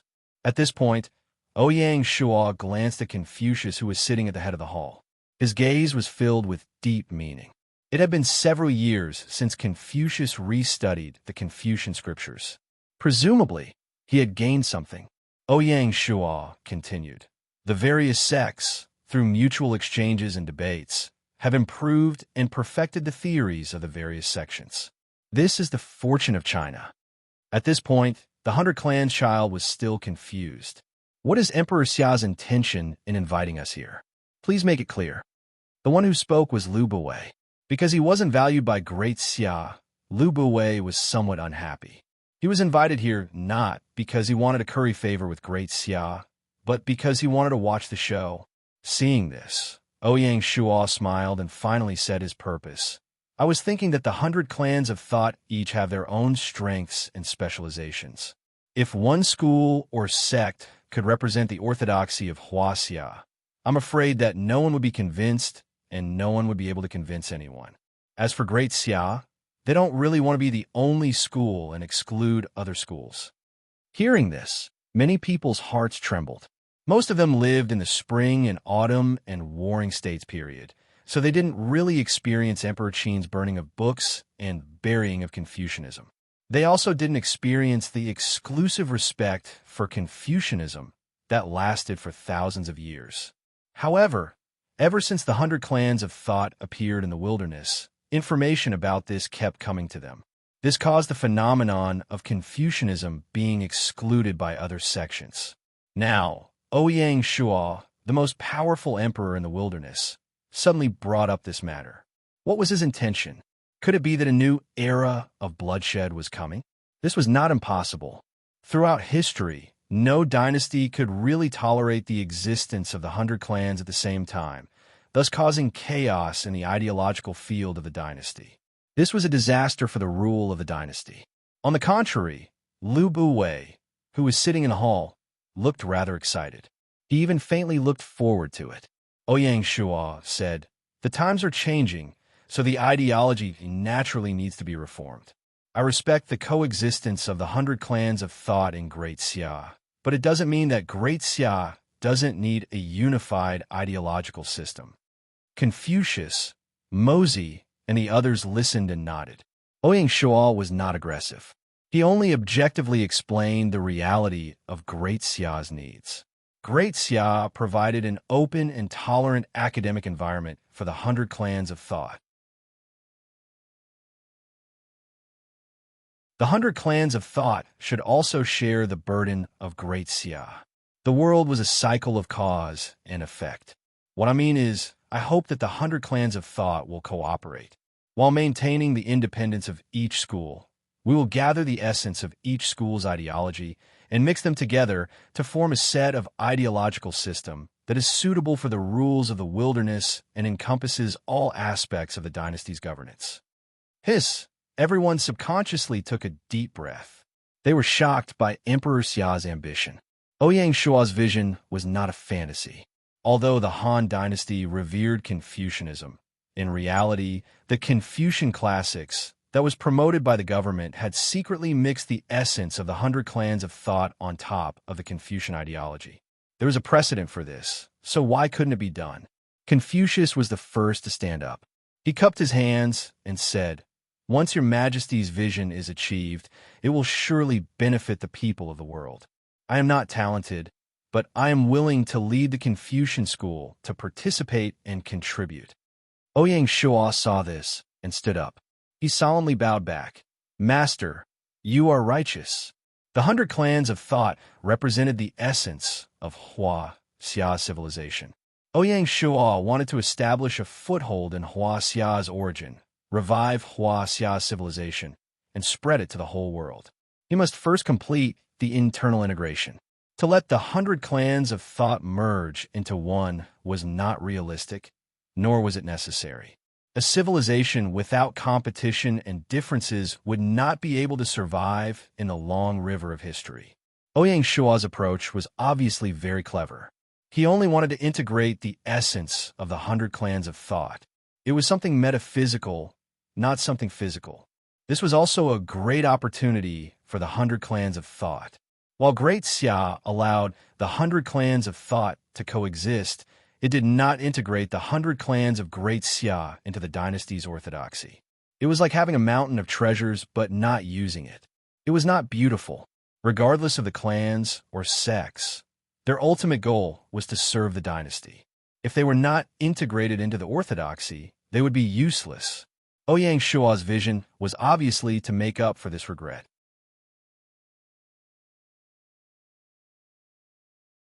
Chapter 1100.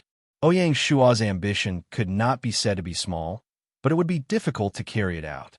Since ancient times, the clash of ideologies and doctrines was the most treacherous and unpredictable. The danger and cruelty involved was no less than a large-scale war. This was a war without smoke. It was a battle where swords and sabers were not used, but blood could be seen at any time. It could even be said that some wars were a continuation of the struggle of ideologies. During the spring and autumn warring states period, hundreds of schools of thought contended. No one could convince the other.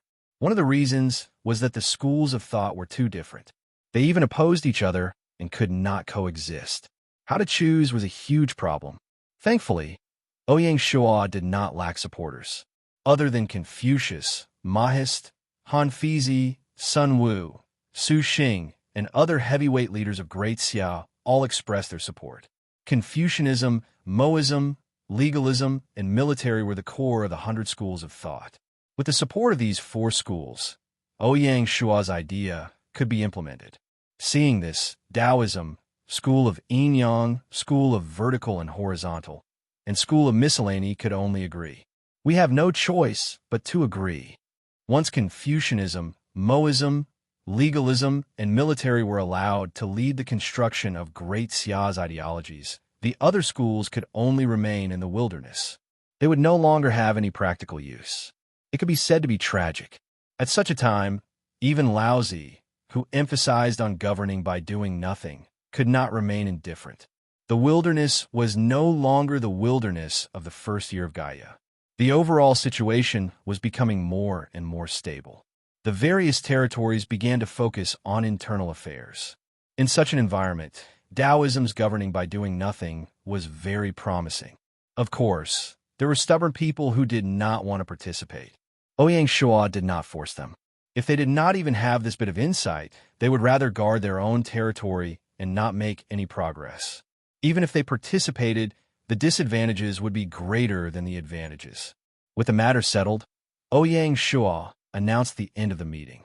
After everyone left, Ouyang Shua specially invited Confucius, Moism, Laozi, Han Fizi, Sun Wu, and other influential figures to a quiet room in the Zhengming Tower to begin the second round of discussion. Jiang Shang accompanied him the entire time. After sitting down, a maid served tea and pastries. Because it was a small discussion, the atmosphere was naturally more relaxed. Ouyang Shua sat cross-legged and went straight to the point. I have said before that in terms of knowledge, everyone is my teacher. I won't be too involved in the formulation of the ideological system. Pavilion Elder Jiang will be the only one in charge. Jiang Shang stood up and bowed, accepting the mission. When Laozi and the others saw it, they became even more certain, and the doubts in their hearts gradually disappeared. Not participating didn't mean that Ouyang Shua didn't have any ideas. On the contrary, the ideological system of Great Xia must be based on Ouyang Shua's will and reflect his wisdom. After sipping a mouthful of tea, Ouyang Shua continued. This king has 3 requirements for the construction of this ideological system. I wish for everyone to remember them. Your Majesty, please enlighten us. Confucius and the others were all wise people. How could they not understand? First, Ouyang Shua stretched out a finger. Sovereign power is not bestowed by the heavens, but by the people. Water can carry a boat, but can also capsize it. This is the highest essence of Great Xia's ideology. I hope that everyone can comprehend it carefully. In the game world, the background of China was a feudal empire, but Ouyang Shua had no intention of being a lifelong feudal emperor. He was still looking forward to the day when he could peacefully retire and start the second half of his life. Today, Ouyang Shua's cultivation of the Golden Court interior scripture, Qi training chapter, had already reached the 4th level and was about to break through to the 5th level. His true essence was incomparably vigorous, and his body was once again reborn. Ouyang Shua was looking forward to the new world after he cultivated the Golden Court interior scripture, Qi training chapter, to perfection and successfully opened up his purple palace. Sovereign power is what I desire. The great Tao is also what I desire. I can't have both at the same time, so I have to give up my sovereign power for the great Tao. This was Ouyang Shua's insistence. Pursuing the great Tao and raising the level of life was Ouyang Shua's ultimate goal. The path of hegemony was only a node in his journey, but it wasn't the destination. His destination was the distant and unknown great Tao that was filled with temptation. However, hegemony was an indispensable prerequisite. Without hegemony, there was no need to talk about pursuing the great Tao. This was the prerequisite. Think about it. If Ouyang Shua wasn't a feudal lord and was merely an adventurer in his previous life, how would he be able to obtain top-notch cultivation techniques like the Yellow Emperor's internal scripture and the Golden Court interior scripture? How would he be able to obtain abundant cultivation resources? As for the 3rd chapter of the combined cultivation technique, he still didn't have any clues, so how would he be able to break away from the power of the dynasty? Taking a step back, Ouyang Shua's path of hegemony was also a kind of worldly experience, and it was also a way to temper his Tao heart. It made his mind more resolute, and he wouldn't be confused by external things, which was essential to pursuing the great Tao. Therefore, every stage has its own pursuit. Hegemony was also a kind of Tao. It was precisely because of this that Ouyang Shua took the initiative to raise the opinion that sovereign power wasn't bestowed by the heavens. He didn't even bother to use the illusory heavenly Tao to prove the legitimacy of Great Xia's rule. I am the heavens. Confucius and the rest were rather moved, and they seemed to be extremely astonished. Ouyang Shua didn't explain much, and he raised his second request. The general principle of Great Xia's governance is to rule the country with law, to educate the people with benevolence, and to rule the world with filial piety. It was obvious that Ouyang Shua placed law as the main pivot. Han Feizi's eyes lit up when he heard this, as if he could see the glorious scene of legalism flourishing. Confucius was a little disappointed. It was obvious that the Confucians could only be used to educate the people and not to govern a country. As for Moz, Laozi, and the rest, they were even more disappointed. Ouyang Shua's intention was also very simple. In order to govern such a huge territory, there must be a standard, a universal code of conduct. This code was the law. Ouyang Shua had already planned to continue to improve and expand the Great Xia Code system on the basis of the existing Great Xia Code, so that it could permeate all aspects of the people's lives. Only by implementing and upholding the law could a dynasty survive in the world. Of course, apart from the law, Ouyang Shua didn't forget the essence of the Chinese civilization, which was benevolence and filial piety. These were the traditional virtues of the Chinese civilization. If saying was the last firewall of governing a country, then virtue was the silent influence and enlightenment. Only by clarifying the relationship between the two could a new era of the Great Xia be started. Then, Ouyang Shua raised his third request. Combine the thoughts of 100 schools of thought, pay attention to universality, promote universal values, and make it easy to spread so that it is applicable everywhere. Ouyang Shua's ambition wasn't limited to the Great Xia. The Chinese ideology had to be easy to spread so that it could take root and germinate overseas. Not to mention, the Great Xia now had many overseas territories, and they urgently needed a set of ideological weapons to arm the local people. This way, it would be beneficial to the governance of the Great Xia.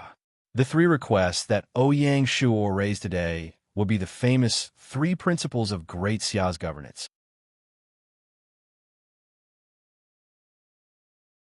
Chapter 1101. Ouyang Shua's words shocked everyone present. Confucius cupped his hands again and said respectfully, "Your Majesty's 3 requests can be said to be strategically placed. It will definitely open a new chapter in Chinese civilization. We will definitely do our best to complete this matter." Even Laozi and the rest nodded in agreement. Ouyang Shua's magnanimity and strategic foresight had completely conquered the minds of all the powerhouses of thought present. I wonder if your Majesty has a name for this ideological system? Confucius asked. The ideologies of the 100 schools of thought were basically named by schools of thought, such as Confucianism, legalism, etc. The ideological system that Great Xia was about to create was a fusion of the 100 schools of thought, so it naturally had to be named differently. Ouyang Shua thought for a moment and replied, "Let's call it Yinhuang ideology. That is the root of Chinese civilization." That's a good name. Confucius was the first to agree. He admired the ancient sages the most. After the matter was settled, Ouyang Shua stood up and left, leaving the matter to Jiang Shan. The entire reorganization work would continue until the 6th year of Gaia. After the Spring Festival, it would be officially announced to the world. Xia Palace, Everlasting Palace. The moment Ouyang Shua entered the palace, he saw Bing'er playing with the 2 babies. Bing'er's aunt was even happier than Ouyang Shua to have 2 new members in the family. When she had nothing to do, she would run over to play with the 2 babies and bring them all sorts of new toys. These toys were mostly used by Bing'er herself. Now that the young girl had grown up, she no longer played with them and gave them all to her nephew and niece. She even said that it was inheritance. Perhaps at this moment, the young girl had really grown up. Bing'er was undoubtedly very smart. Ever since she entered the game, she had gone through 5 years of virtual education. She had already completed elementary and middle school and was currently studying for high school. In the blink of an eye, the young girl was already a high school student. Other than her modern studies, Binger's national studies were even more impressive. Perhaps it was because she practiced the Immaculate Heart Sutra. Binger's perceptivity and memory were superior to others. No matter what she learned, she would learn it immediately after being taught. She was proficient in the 4 arts. She was already a young, talented girl. The national studies masters who taught her were full of praise, calling her a child prodigy. It had refreshed their worldview. A few days ago, Ouyang Shua had already hired Sun Guofan as Bing Er's grand tutor and Zhang Tingyu as Bing Er's grand tutor. Whether it was Zhang Guofan or Zhang Tingyu, they were all top-notch university scholars. Sun Guofan, whether it was an official, a person, or a family heirloom, was a first-rate role model. He was most suitable to be a teacher. Zhang Tingyu was knowledgeable and humble. He was trusted by Ouyang Shua. After appearing in the wilderness, the two of them did not have to be slaves of the Qing dynasty. They did not have to keep their hair in braids. Their bodies and minds became complete and relaxed. Their entire person was slowly changing, forming a more reassuring and refined temperament. It was Bing Er's good fortune to have these two ministers as her teachers.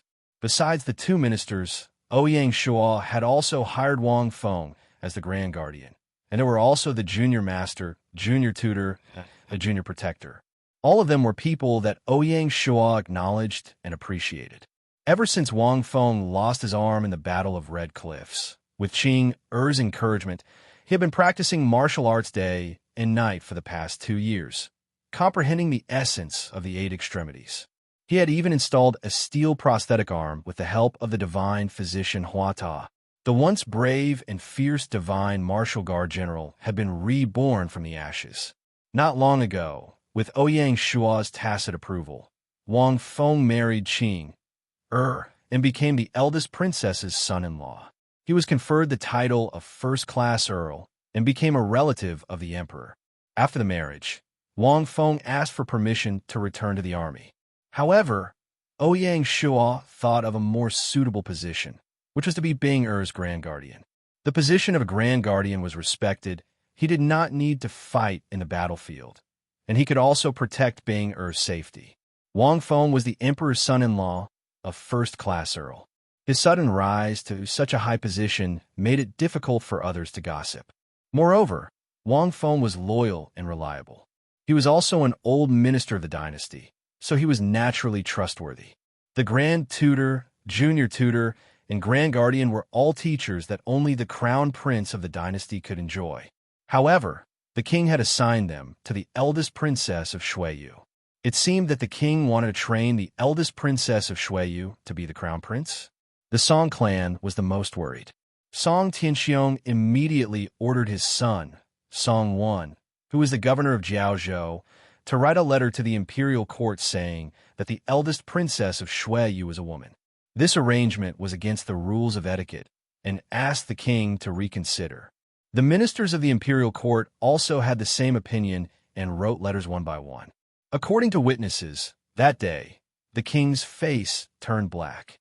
He threw the letter on the ground and loudly reprimanded. "What a fool! I have repeatedly reiterated that the great Xia dynasty is not a feudal dynasty in the traditional sense. It does not follow the historical pattern. However, there are still people who are stubborn and unwilling to change their minds. Were their intentions? The king's anger was like thunder, making the entire Xia palace quiet down. On the same day, Ouyang Shua issued a decree. He used the reason that Song Wan was not mature enough to discuss the affairs of the country and needed more experience. He instructed the executive yuan to ban Song Wan from being promoted for 3 years. This was like a bolt from the blue to the Song clan. As the only active member of the Song clan in the Xia dynasty, Song Tianxiong had hoped that when the Xia dynasty expanded again, Song Wan would be promoted to the governor of a province. But now his hopes were dashed. Ouyang Shua's action was undoubtedly a warning to the Song clan. He warned Song Tianxiong not to get involved in the affairs of the royal family, let alone the appointment of the crown prince. This was a taboo. It was reported that Ouyang Shuo was even prepared to demote Song Tianxiong. Fortunately, Song Tianxiong was well informed. That afternoon, he hurried to the palace and met the Queen Song Jia. Only then did the storm calm down. No matter what, after this incident, the Song clan's status in the Xia dynasty had plummeted. Anyone with a discerning eye could see that although the king only had one concubine, he did not allow his relatives to interfere in the affairs of the Xia dynasty. He even viewed it as a taboo and did not give his relatives any chance. The Song clan wanted to use the queen and the crown prince to raise their status. That was a mistake. Of course, the Xia dynasty was still in the ancient times. There were still many ministers who did not understand this matter. Ouyang Shuo could not reprimand them one by one and only dealt with them coldly. Ouyang Shuo had already thought about it. After next spring, he would send Bing'er to Cheongzhou County to observe the affairs of the Xia dynasty. Cheongzhou County was Bing'er's territory. Ouyang Shuo, her brother, was only managing it on her behalf. Bing'er going to Cheongzhou County to observe the affairs of the Cheongzhou County was a matter of course. No one could say anything about it.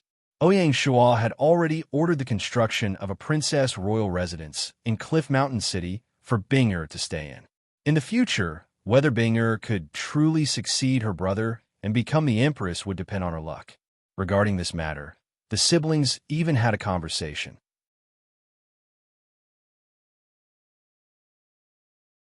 Chapter 11:02. Bing was about a month ago. Xiao Palace. That afternoon, Ouyang Shuo met Bing'er on the way back to the palace. At that time, the young girl was leaning on the railing, staring at the green lake in a daze. No one knew what she was thinking. "What are you doing by yourself?" Ouyang Shuo walked over. Bing'er was startled. She turned around and said, "Brother, you scared me." Looking at Bing'er's frown, Ouyang Shuo said, "It seems like our young girl has some thoughts. Can you tell me?" "It's the directorate.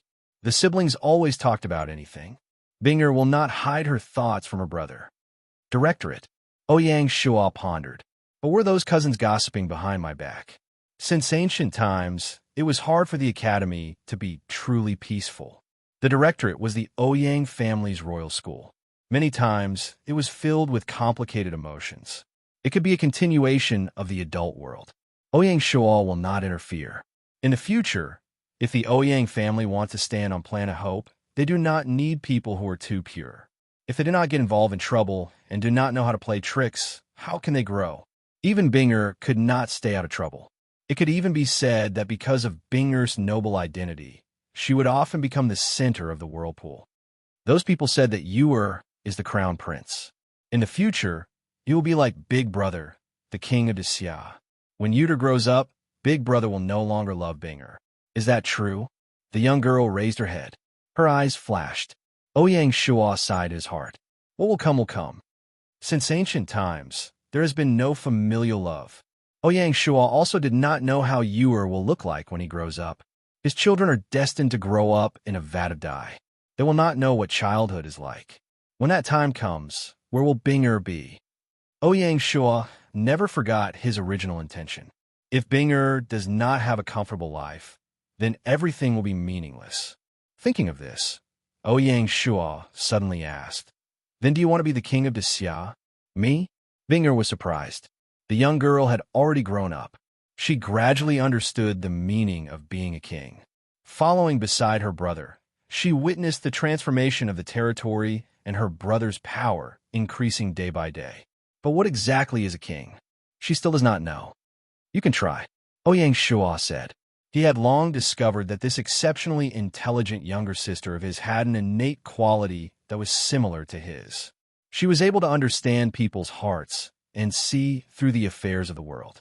Ouyang Shuo still remembered it vividly. When he was afraid of being swallowed up by power, it was Bing'er who stood up for him and said in a crisp voice, "Big brother, don't be afraid." That gave him a lot of strength. Perhaps Bing had that kind of talent. Since Ouyang Shuo had no intention of maintaining a feudal dynasty, he naturally had no intention of having his son inherit his father's legacy. To Ouyang Shuo, no matter if it was Yuluo or Bing they were all equally important in his heart. Big Brother said that as long as you want it, this world is yours. Ouyang Shuo encouraged. Hearing that, Bing finally smiled. Then I will try. Ouyang Shuo nodded silently. At this moment, the young girl probably didn't know that her life had quietly taken a big turn. In the future, she would face an even more magnificent and dangerous life. Whether it's a blessing or a curse, it's all up to people. Just treat this as a trial, Ouyang Shuo said in his heart. Bing-er's talent and cultivation was not inferior to Ouyang Shuo's. In the future, on Planet Hope, she might be able to make a bigger world for herself and achieve a life legend that was comparable to Ouyang Shuo's. Looking at the radiant young girl in front of him, Ouyang Shuo suddenly thought of Gaia. Perhaps this is the best choice. Ouyang Shuo looked up at the sky, as if he wanted to see through the fog and see that mysterious place. 11th of September, Xia Palace. In the solemn imperial study, the legalist, the dean of Southwest University China Law School Han Feizi, the Minister of Internal Affairs Wei Yang, the Deputy Minister of Internal Affairs Di Renjie, and the Great Xia Kingdom Senior Law Consultant were all present. After Ouyang Shuo made clear that the Great Xia Kingdom was governed by law, the entire legalist school was in an uproar. Under such circumstances, Ouyang Shuo summoned all the ministers for a discussion. Since it was confirmed that legislation was the foundation of governing a country, there must be corresponding supporting measures, and not just on the surface. Ouyang Shuo was a swift and decisive monarch. If he said he would do it, he would do it. The Great Xia Code is the foundation of the Great Xia Kingdom's rule of law. I don't have to say it, but everyone can understand its importance. However, there are still gaps in the subdivisions of the Great Xia Code that urgently needs to be filled. Wei Yang and the rest were deeply in agreement. The Great Xia Code was like a general outline. Although it was all-encompassing, it was mainly an overview of the overall situation. For specific cases, the internal officials would still encounter difficulties when they were deliberating. This required the formulation of the corresponding subdivisions of the code. Ouyang Shuo said, "The other areas can be put aside for now, but there are 3 codes that cannot be delayed. They need to be put on the agenda of the Internal Affairs Department. We need to formulate them as soon as possible and promulgate them to the world. Your Majesty, please instruct us. The Civil Code, Commercial Code, and Criminal Code. These 3 codes include civil disputes, commercial disputes, and criminal cases. They are related to the lives of the people and should be formulated as soon as possible." Wei Yang immediately understood after hearing that. As the Minister of Internal Affairs, Wei Yang was in charge of the dynasty's laws and supervision. For the past 2 years, Wei Yang, a disciple of the legalist school, had interacted with the Great Xia Kingdom's legal consultants.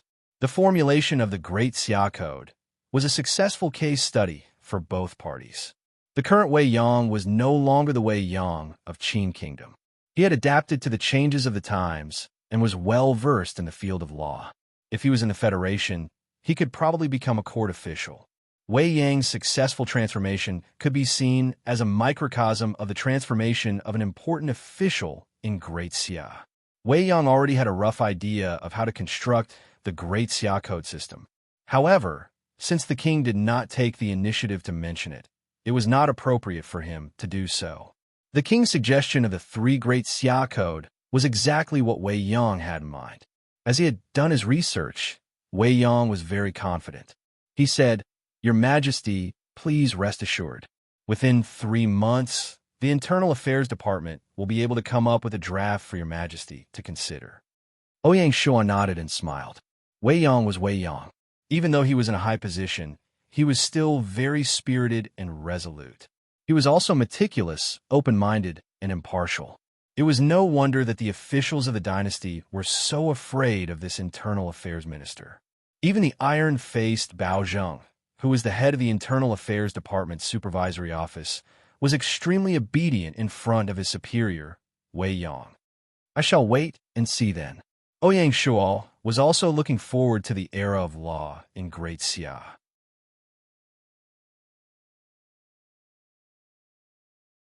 Chapter 1103. In order to govern the dynasty, Ouyang Shua had been making a lot of moves recently, other than gathering the 100 schools of thought to formulate the ideology of Yin and Huang in an attempt to unify the thoughts of the world and declare orthodoxy. He also formulated the civil code, commercial code, and criminal code to perfect the legal system of Great Xia and affirm the fundamental position of legislation in the governance of the dynasty.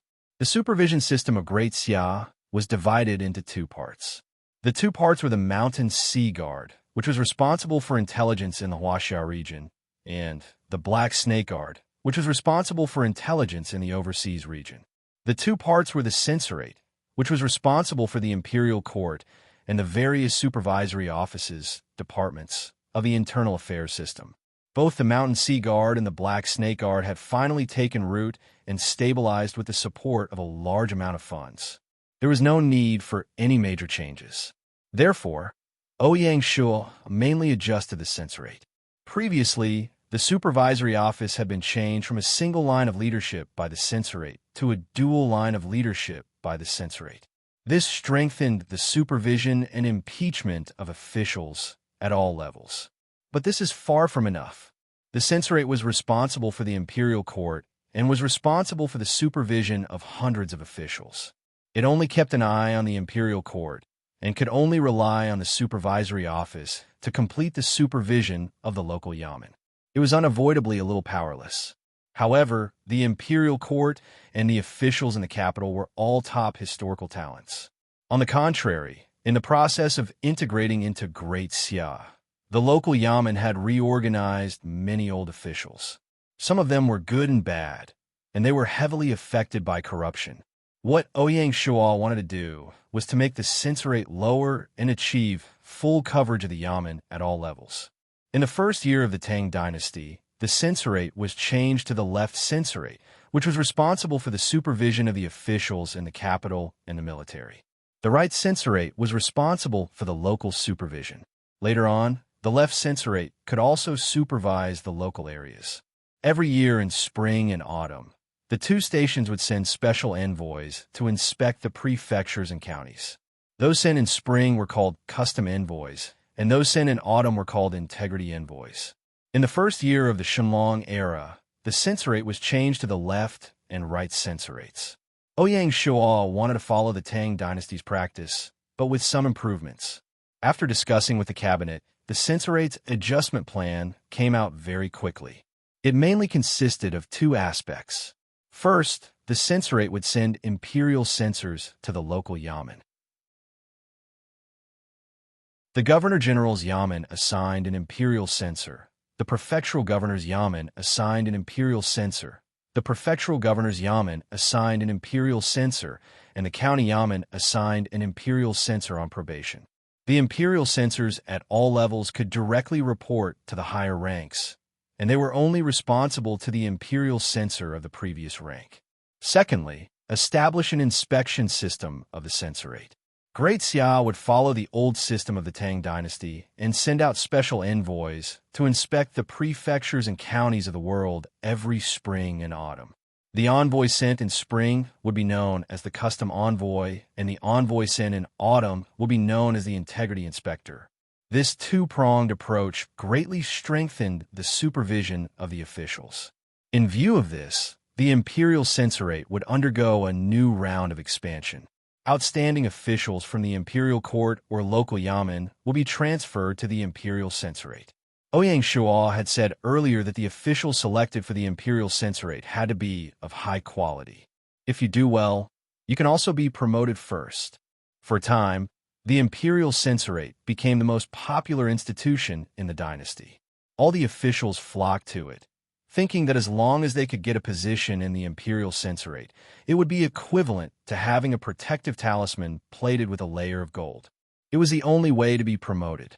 They could only say, it's too early for them to be happy. The chief official of the imperial censor, Wei Zheng, was a cold-faced judge. Together with Bao Zheng, the head of the supervisory bureau, who was also the deputy minister of the imperial censor, the combination of these two people was tantamount to declaring the imperial censor to be the Hall of Hell. Not just any little brat can enter. At the same time, in order to ensure the authority of the imperial censor and to have enough confidence to supervise the officials, Ouyang Shua proposed to invite the imperial censor, Wei Zheng, to enter the cabinet, becoming the second cabinet elder after Zhang Liang. This time, the imperial censor's back was completely straightened. After the adjustment, the imperial censor was like a sharp sword hanging over the heads of the officials, forming a deterrent. This was the good side of the imperial censor, but there was also a hidden worry.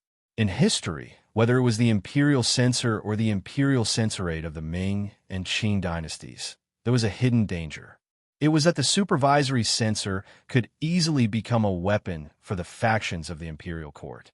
Through the impeachment of the loyal supervisory censor to defeat the enemy was one of the common methods used by the civil officials. In this way, the authority of the imperial censor would be lost. More importantly, when the imperial censor was manipulated by the civil officials, it would also directly threaten the imperial power, causing the emperor to lose control of the officials. It was too dangerous, and it was easy for the civil officials to take over. The supervisory censor impeached for the sake of impeachment, which would be criticized by the people. In response to this situation, Ouyang Shua also had a solution based on the federal system, which was to make the imperial censor and the interior department more closely linked so that they could help each other and restrain each other. If the imperial censor discovered any evidence of corruption, it would immediately be handed over to the interior department for investigation. The imperial censor itself did not have the power to investigate. Once the interior department investigated and found out that the impeachment was not true, the supervisory censor would have to take responsibility. A light punishment would affect the year-end assessment, and a heavy punishment would be immediate dismissal. This way, to a large extent, it would prevent the supervisory censor from abusing his power. Throughout the entire process, Ouyang Shua had never thought of involving the Mountain Sea Guards and the Black Snake Guards. He wanted to use these two spy organizations to supervise the imperial censor, just like how the Ming dynasty's spies govern the country. For an organization like the Mountain Sea Guards, if they were given too much power, they would not be able to do anything about it. They might even turn around and bite Ouyang Shua, their master, or cause trouble behind his back. This was what Ouyang Shua had been trying to prevent. Even if the Mountain Sea Guards led by Shun Buhai were absolutely loyal to Ouyang Shua would gradually tighten the authority of the Mountain Sea Guards so that they would focus on intelligence gathering instead of secretly supervising the officials. Ouyang Shua's ultimate goal was to let the dynasty system operate smoothly under the sun. This was how a new dynasty, a great dynasty that was prepared to carry the mission of the rise of the Huaxia civilization, should be responsible and broad-minded, instead of hiding in the dark to spy on everything. The only thing that could be passed down for hundreds of generations was the system. Today, as the founder of the dynasty, Ouyang Shua could restrain the Mountain Sea Guards. When Ouyang Shua abdicated, how could he guarantee that this poisonous snake would be trusted by the new master and not cause trouble? Therefore, no matter what, this was a huge hidden danger that had to be prevented in advance. Unify the thinking, perfect the code, and strengthen supervision. Ouyang Shua pondered over the various problems that would arise as the dynasty grew larger and larger, and finally took out these three axes. At the moment, they were only at the experimental stage. Once they were truly established, he believed that Great Xia would be very different. Just as Ouyang Shua was overseeing the capital and carrying out a bold and decisive reform of the dynasty, the Mountain Sea Guards suddenly sent news that there was an unusual movement in the north. This caused the originally peaceful situation in the wilderness to become tense.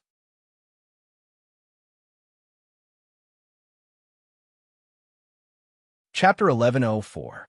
In September, the newly allied Great Zhou, Qing, and Jin Kingdom finally made their move. According to the information from the Mountain Sea Garrison's office in the capital, a caravan from the Zhou dynasty had arrived in the capital. They appear to be doing business, but they were secretly transporting weapons and equipment for the Qing dynasty. Large amounts of armors and weapons were disguised as ordinary goods and secretly transported back to the Zhou dynasty. Ouyang Shua immediately sensed that something was amiss. With the military capabilities of the Zhou dynasty, why would they need to buy weapons and equipment from the Qing dynasty? This doesn't make sense. There must be something fishy about this. The information from the Mountain Sea garrison confirmed Ouyang Shua's deduction. The weapons and equipment were not transported to Handan City, but were instead transported south to Haijin Port. Under the personal escort of the Handan fleet, they disappeared into the vast ocean. At this point, Ouyang Shua had basically figured out the enemy's intentions, saving the country in a roundabout way. If Ouyang Shua was right, the weapons and equipment from the Qing dynasty were sent to the Jin kingdom, and the Zhou dynasty was just acting as a middleman. The Jin kingdom also had a port, so they could travel by sea without anyone noticing. After conquering Goryeo and incorporating it into the northern frontier province, the Xia kingdom's coastal fleet was no longer limited to the Bohai Sea. The Yellow Sea and Dongying Sea were also under their jurisdiction. With the support of Goryeo and Goryeo, the coastal fleet could already compete with the Handan fleet. Even so, in order to protect the Pacific Ocean trade route shared by the Great Xia, Great Zhou, and Great Jin, the Xia kingdom's coastal fleet did not announce its existence too aggressively. The entire sea was relatively neutral. Now, it seemed that Di Chun was getting ahead of himself. He was actually using the loose sea route to smuggle for his allies, directly violating the core interests of the Xia kingdom. It's time to teach the Zhou dynasty a lesson. If the Handan fleet wanted to transport weapons and equipment to the Jin kingdom, they had to pass through the Goryeo Strait. Currently, the strait was jointly controlled by the Xia kingdom and the Zhou dynasty. Because the Zhou dynasty occupied Kyushu Island, they had a certain say in the passage of the Goryeo Strait. Once the Handan fleet entered the Dongying Sea, they could only be at the mercy of the Xia kingdom. The Xia kingdom occupied Goryeo and Yingzhou County and had absolute control over the Dongying Sea. Ouyang Shua immediately ordered the coastal fleet and the Pacific fleet to set up defenses in the Japan Sea under the guise of a joint exercise. They would conduct routine searches on passing ships to ensure the safety of the exercise. Since when did the safety of the Great Zhou dynasty start to depend on the charity of the Great Xia? How ironic. Although it was ironic, they had to swallow this bitter pill. The newly established Great Zhou dynasty not only had limited space for external expansion, but there were also many hidden dangers within. Marquis Xiongba of Wu, Marquis Zhan Lang of Qi, and Lord Chunshan of Chu were entrenched in one area. After the end of the war, the Great Zhou dynasty also had Xiangyang Song dynasty and Jianya's Ming dynasty. Whether it was the Song dynasty or the Ming dynasty, they were stronger than the Great Xia's Shu Han and Great Sui, giving Di Chun and the rest a headache. If the Great Zhou dynasty had not taken the initiative to express goodwill to the Great Qing dynasty, their situation would have been even more difficult. Furthermore, the Great Zhou dynasty's poor performance in the Battle of Dongying had finally borne fruit. Recently, there had been a loss of talent within the Great Zhou dynasty. Although the number was not large, it was enough to make Di Chun wary. This meant that the Chinese players' trust in the Great Zhou dynasty was gradually disintegrating. The loss of talent is a sign of the decline of a dynasty. In order to stabilize the situation, Di Chun had to increase the support for the talents within the country and give them a more favorable residence policy. This was another huge expenditure. After the Battle of Dongying, the Great Xia and Great Jin had forcefully entered the Pacific Ocean. This had already affected the foreign trade of the Great Zhou dynasty, causing their profits to shrink. Increasing expenditure now was tantamount to adding fuel to the fire. Under such circumstances, Di Chun withstood the pressure and made the strategic decision of allying with the Jin dynasty to resist the Great Xia dynasty. This would allow the Great Zhou dynasty to obtain a wider strategic space. Think about it. Once the Great Zhou dynasty brought the Great Xia dynasty's northern borderline province under their rule, the sea and the sky would be wide. At this moment, someone suddenly came in to report. "Your Majesty, there is an urgent message from the Han fleet." Di Chen's heart skipped a beat. He immediately had a bad feeling.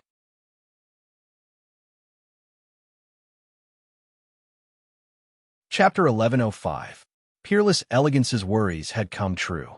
On the 15th of September, just as the first and second fleets of the Han Navy were escorting a caravan of weapons and equipment worth over 1,000,000 gold coins to the coast of the Jin Kingdom, they were stopped by the Great Xia Navy. The Great Xia Navy made it very clear. Because it was a drill, they had to conduct routine checks on passing ships. If they were not carrying any prohibited items, they would be allowed to go. If they did not cooperate, they would have to search by force for the sake of the drill. Although the admiral of the Han Navy was angry, he did not dare to make a decision and said that he would consult the imperial court. Both sides were in a stalemate in the Japanese waters. The 6 fleets of the Great Xia Navy surrounded the 2 fleets of the Han Navy. When Di Chun received the urgent report, his face fell. He could not help but scold. T. What drill? They are obviously making things difficult for us. He had lost his usual elegant demeanor. Peerless Elegance frowned and thought for a while before saying, "Something is wrong." "What is wrong?" Di Chun asked. The timing of the Great Xia Navy's attack was too coincidental. They accurately stopped the Han Navy. Things that are too coincidental are often not coincidental, but premeditated. "What do you mean?" Di Chun's expression was solemn. "I'm worried that the Great Xia might have found out what the fleet was transporting. That would explain why they were able to accurately intercept it and why they were so adamant about searching it." "That's impossible." Di Chun was doubtful. This batch of weapons and equipment was secretly transported by a caravan. Even within the Qing dynasty, not many people know about it. How would the Great Xia know? Peerless Elegance shook his head. "Don't doubt the Great Xia's investigative abilities. These 2 days, their mountain sea guards have become more and more powerful. Imperial Wind fought with them a few times but did not gain the upper hand." Di Chen's expression darkened. Based on what he said, it seemed that the Great Zhou dynasty had nothing to offer that could compete with the Great Xia. If the old fox really found out about this batch of goods, then all the more we cannot let them search. Di Chen got up and paced back and forth in the room, regaining his composure. It was one thing for the Great Zhou dynasty to form an alliance with the Qing dynasty and the Jin Kingdom, but it was another thing for them to actively intervene in the war between the Great Xia and the Jin Kingdom. Just like the Great Qin, the Great Han, and the Great Tang, although they were allies of the Great Xia, they did not reject trading with the Great Zhou dynasty. Forming an alliance only meant that the relationship between the 2 sides would be closer. It was equivalent to establishing diplomatic relations in reality. Right now, the Han fleet is surrounded. If we refuse to search, I'm worried that a conflict will break out. Peerless Elegance was still a little worried. Based on her understanding of Great Xia's style of doing things, once they made a move, they would definitely not return empty-handed. Di Chun stood still with a determined look in his eyes. "Even so, we can't let them search. At worst, we will sink the merchant ship and destroy all the evidence. Let's see what they can do to us then." "That's a good idea, but the price is a little too high." Unmatched Elegance was full of regret. That was a piece of equipment worth over 1,000,000 gold coins. If he lost it, he would have to compensate the Qing dynasty. Moreover, taking the initiative to sink his own merchant ship would cause quite a bit of negative impact. Now, we can only sacrifice the rook to save the king. Di Chun was very decisive. As for the follow-up compensation, we can discuss it with the Qing dynasty. We're transporting weapons and equipment for them, so we should share the risk. Di Chun was indeed a master at playing tricks. He immediately thought of a way to cut his losses. "I agree." Peerless Elegance was also a rational person who knew when to give up. Dong Yingxi. The Great Xia Navy had been in a standoff with the Han fleet for the whole morning. As time passed, the smell of gunpowder became more and more intense. The cannons of the warships had already extended out of the cannons, and the battle was about to start. At 2 p.m., he received a reply from his superiors. The admiral of the Han fleet immediately had an idea. He ordered the cannons of the warships to be pushed out of the cabin and aimed at his own merchant fleet. Although this order was unimaginable, military orders had to be obeyed. The merchant ship following behind the Handan fleet saw that the cannons of the fleet were aimed at them. His eyes widened in shock, and he said, "What's going on? Are they going to silence us?" Due to the need for confidentiality, the merchant fleet that Dichon found was also an imperial merchant fleet. To be more specific, this merchant fleet belonged to Lord Chunshin's family and was also the core merchant fleet of the Great Zhou dynasty. Because of Lord Chunshin's support, they were very confident. But now they were dumbfounded. Fire the cannons. The admiral of the Handan fleet was only responsible for carrying out the order. He naturally did not need to worry about anything else. What he was concerned about now was how to break through the blockade of the Great Xia fleet after destroying the evidence and smoothly retreat to the base. On the deck of the Stubborn Stone, the admiral of the coastal fleet, Qi Jiguang, saw every move of the Handan fleet through his binoculars. Seeing that the enemy ships were firing at his merchant ship, he immediately understood and ordered solemnly, "The enemy is trying to destroy the evidence. Stop them immediately. Do not hesitate and order all ships to fire." "Yes, sir." Qi Jiguang was also a decisive person. After receiving the order from a king, he knew that this mission was not simple. This was not a simple naval battle and required the commander to adapt to the situation. Indeed, something had happened. As long as the Handan fleet fired, Qi Jiguang would have the guts to retaliate. As for why the cannons of the Handan fleet were aimed at his merchant ship and not initiating a naval battle, the situation was so complicated. Who could say for sure? After the battle, Qi Jiguang could put the blame on the Handan fleet for firing the first shot. Boom, boom, boom. Accompanied by a series of gunfire, the Sea of Dong Ing was no longer calm. The situation of the naval battle was a little strange. The Handan fleet was firing at their merchant ship with all their might, but the Great Xia fleet was hell-bent on stopping them. They had to protect these merchant ships. It was really not logical. In an instant, the Handan fleet, which was surrounded by the Great Xia navy, was beaten into a sorry state. Seeing that the enemy's firepower was too strong and the fleet had suffered heavy losses, the admiral of the Handan fleet was extremely distressed. He ordered to continue to fire at the merchant ships while breaking out of the siege in the southwest direction. Retreat to Kyushu Island. I don't believe that the enemy will dare to land on the island. Amidst the roar of the cannons, the Handan fleet did not care about the sacrifices and tried their best to break out of the siege. The Great Xia navy was in hot pursuit, and the warships of the Handan fleet were constantly being sunk. This battle of encirclement and pursuit lasted for an entire afternoon and still did not stop. In the evening, accompanied by the orange sunset glow, the remnants of the Handan fleet, which had half of their warships sunk, finally advanced into Kyushu Island. The fourth formation, which had been waiting for reinforcements, successfully sailed into the port and escaped the disaster. The Great Xia fleet followed closely behind and patrolled the periphery of the port. Looking at the situation, this collision was far from over. When the battle started in the afternoon, Qi Jiguang had already reported the results of the battle to the Xia Palace and was waiting for the next order from the king. The situation in the northern sea was changing.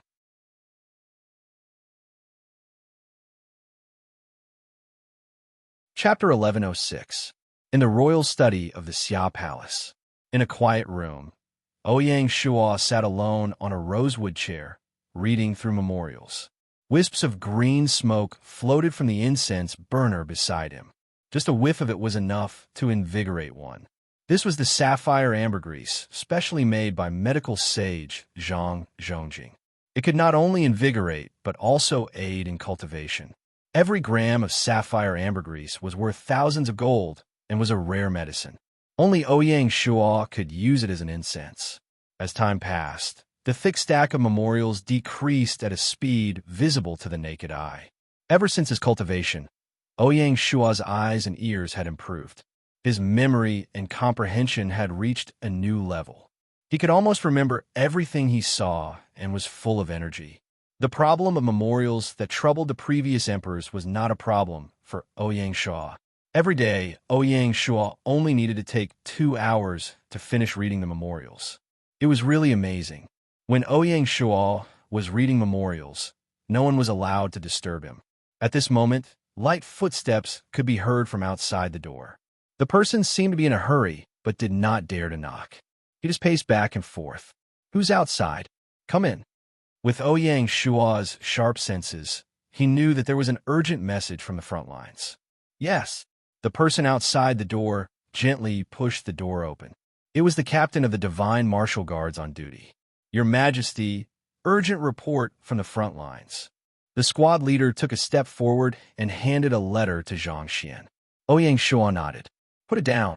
He guessed that there must be some progress in the naval battle in Japan. He opened it and saw that it was indeed a battle report written by Qi Jiguang. Ouyang Shua was surprised to see that the Handan fleet would rather sink their own merchant ships than be interrogated by Great Xia. "I didn't expect Di Chun to be so decisive. I have underestimated him." After reading the report, Ouyang Shua wrote a line at the end: "Bravely pursue a cornered enemy." After Ouyang Shua finished commenting on the letter, he immediately passed it to the Grand Council and copied it to the cabinet and other relevant agencies. Like a starting gun, with Ouyang Shua's order, Great Xia's machine started to rumble and operate again. They were prepared to give Great Zhou a fatal blow at the most unexpected time.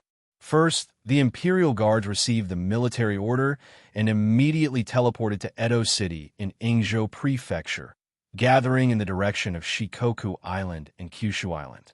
Along with them was the newly formed Ingzhou army. Speed was of the essence in war. The Imperial Guards were about to launch a surprise attack on the island.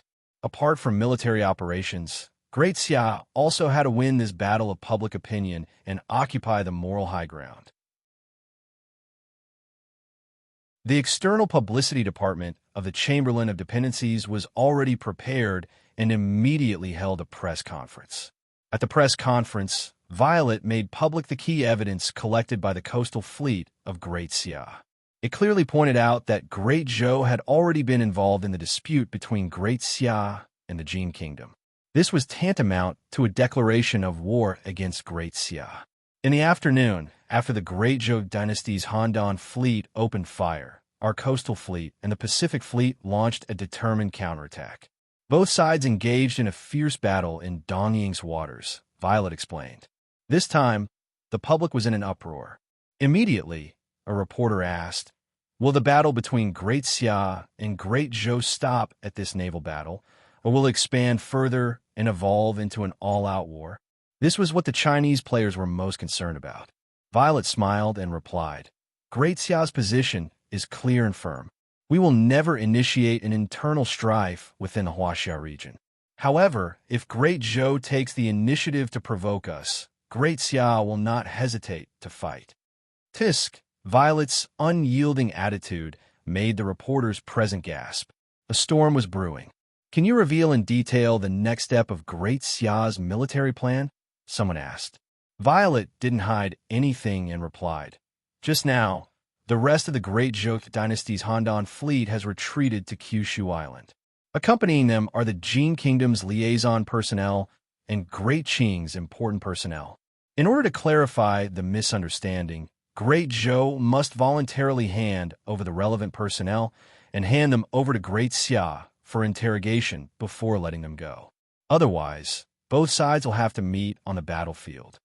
If it was a secret deal between both sides, given Di Chen's character, he might reluctantly agree.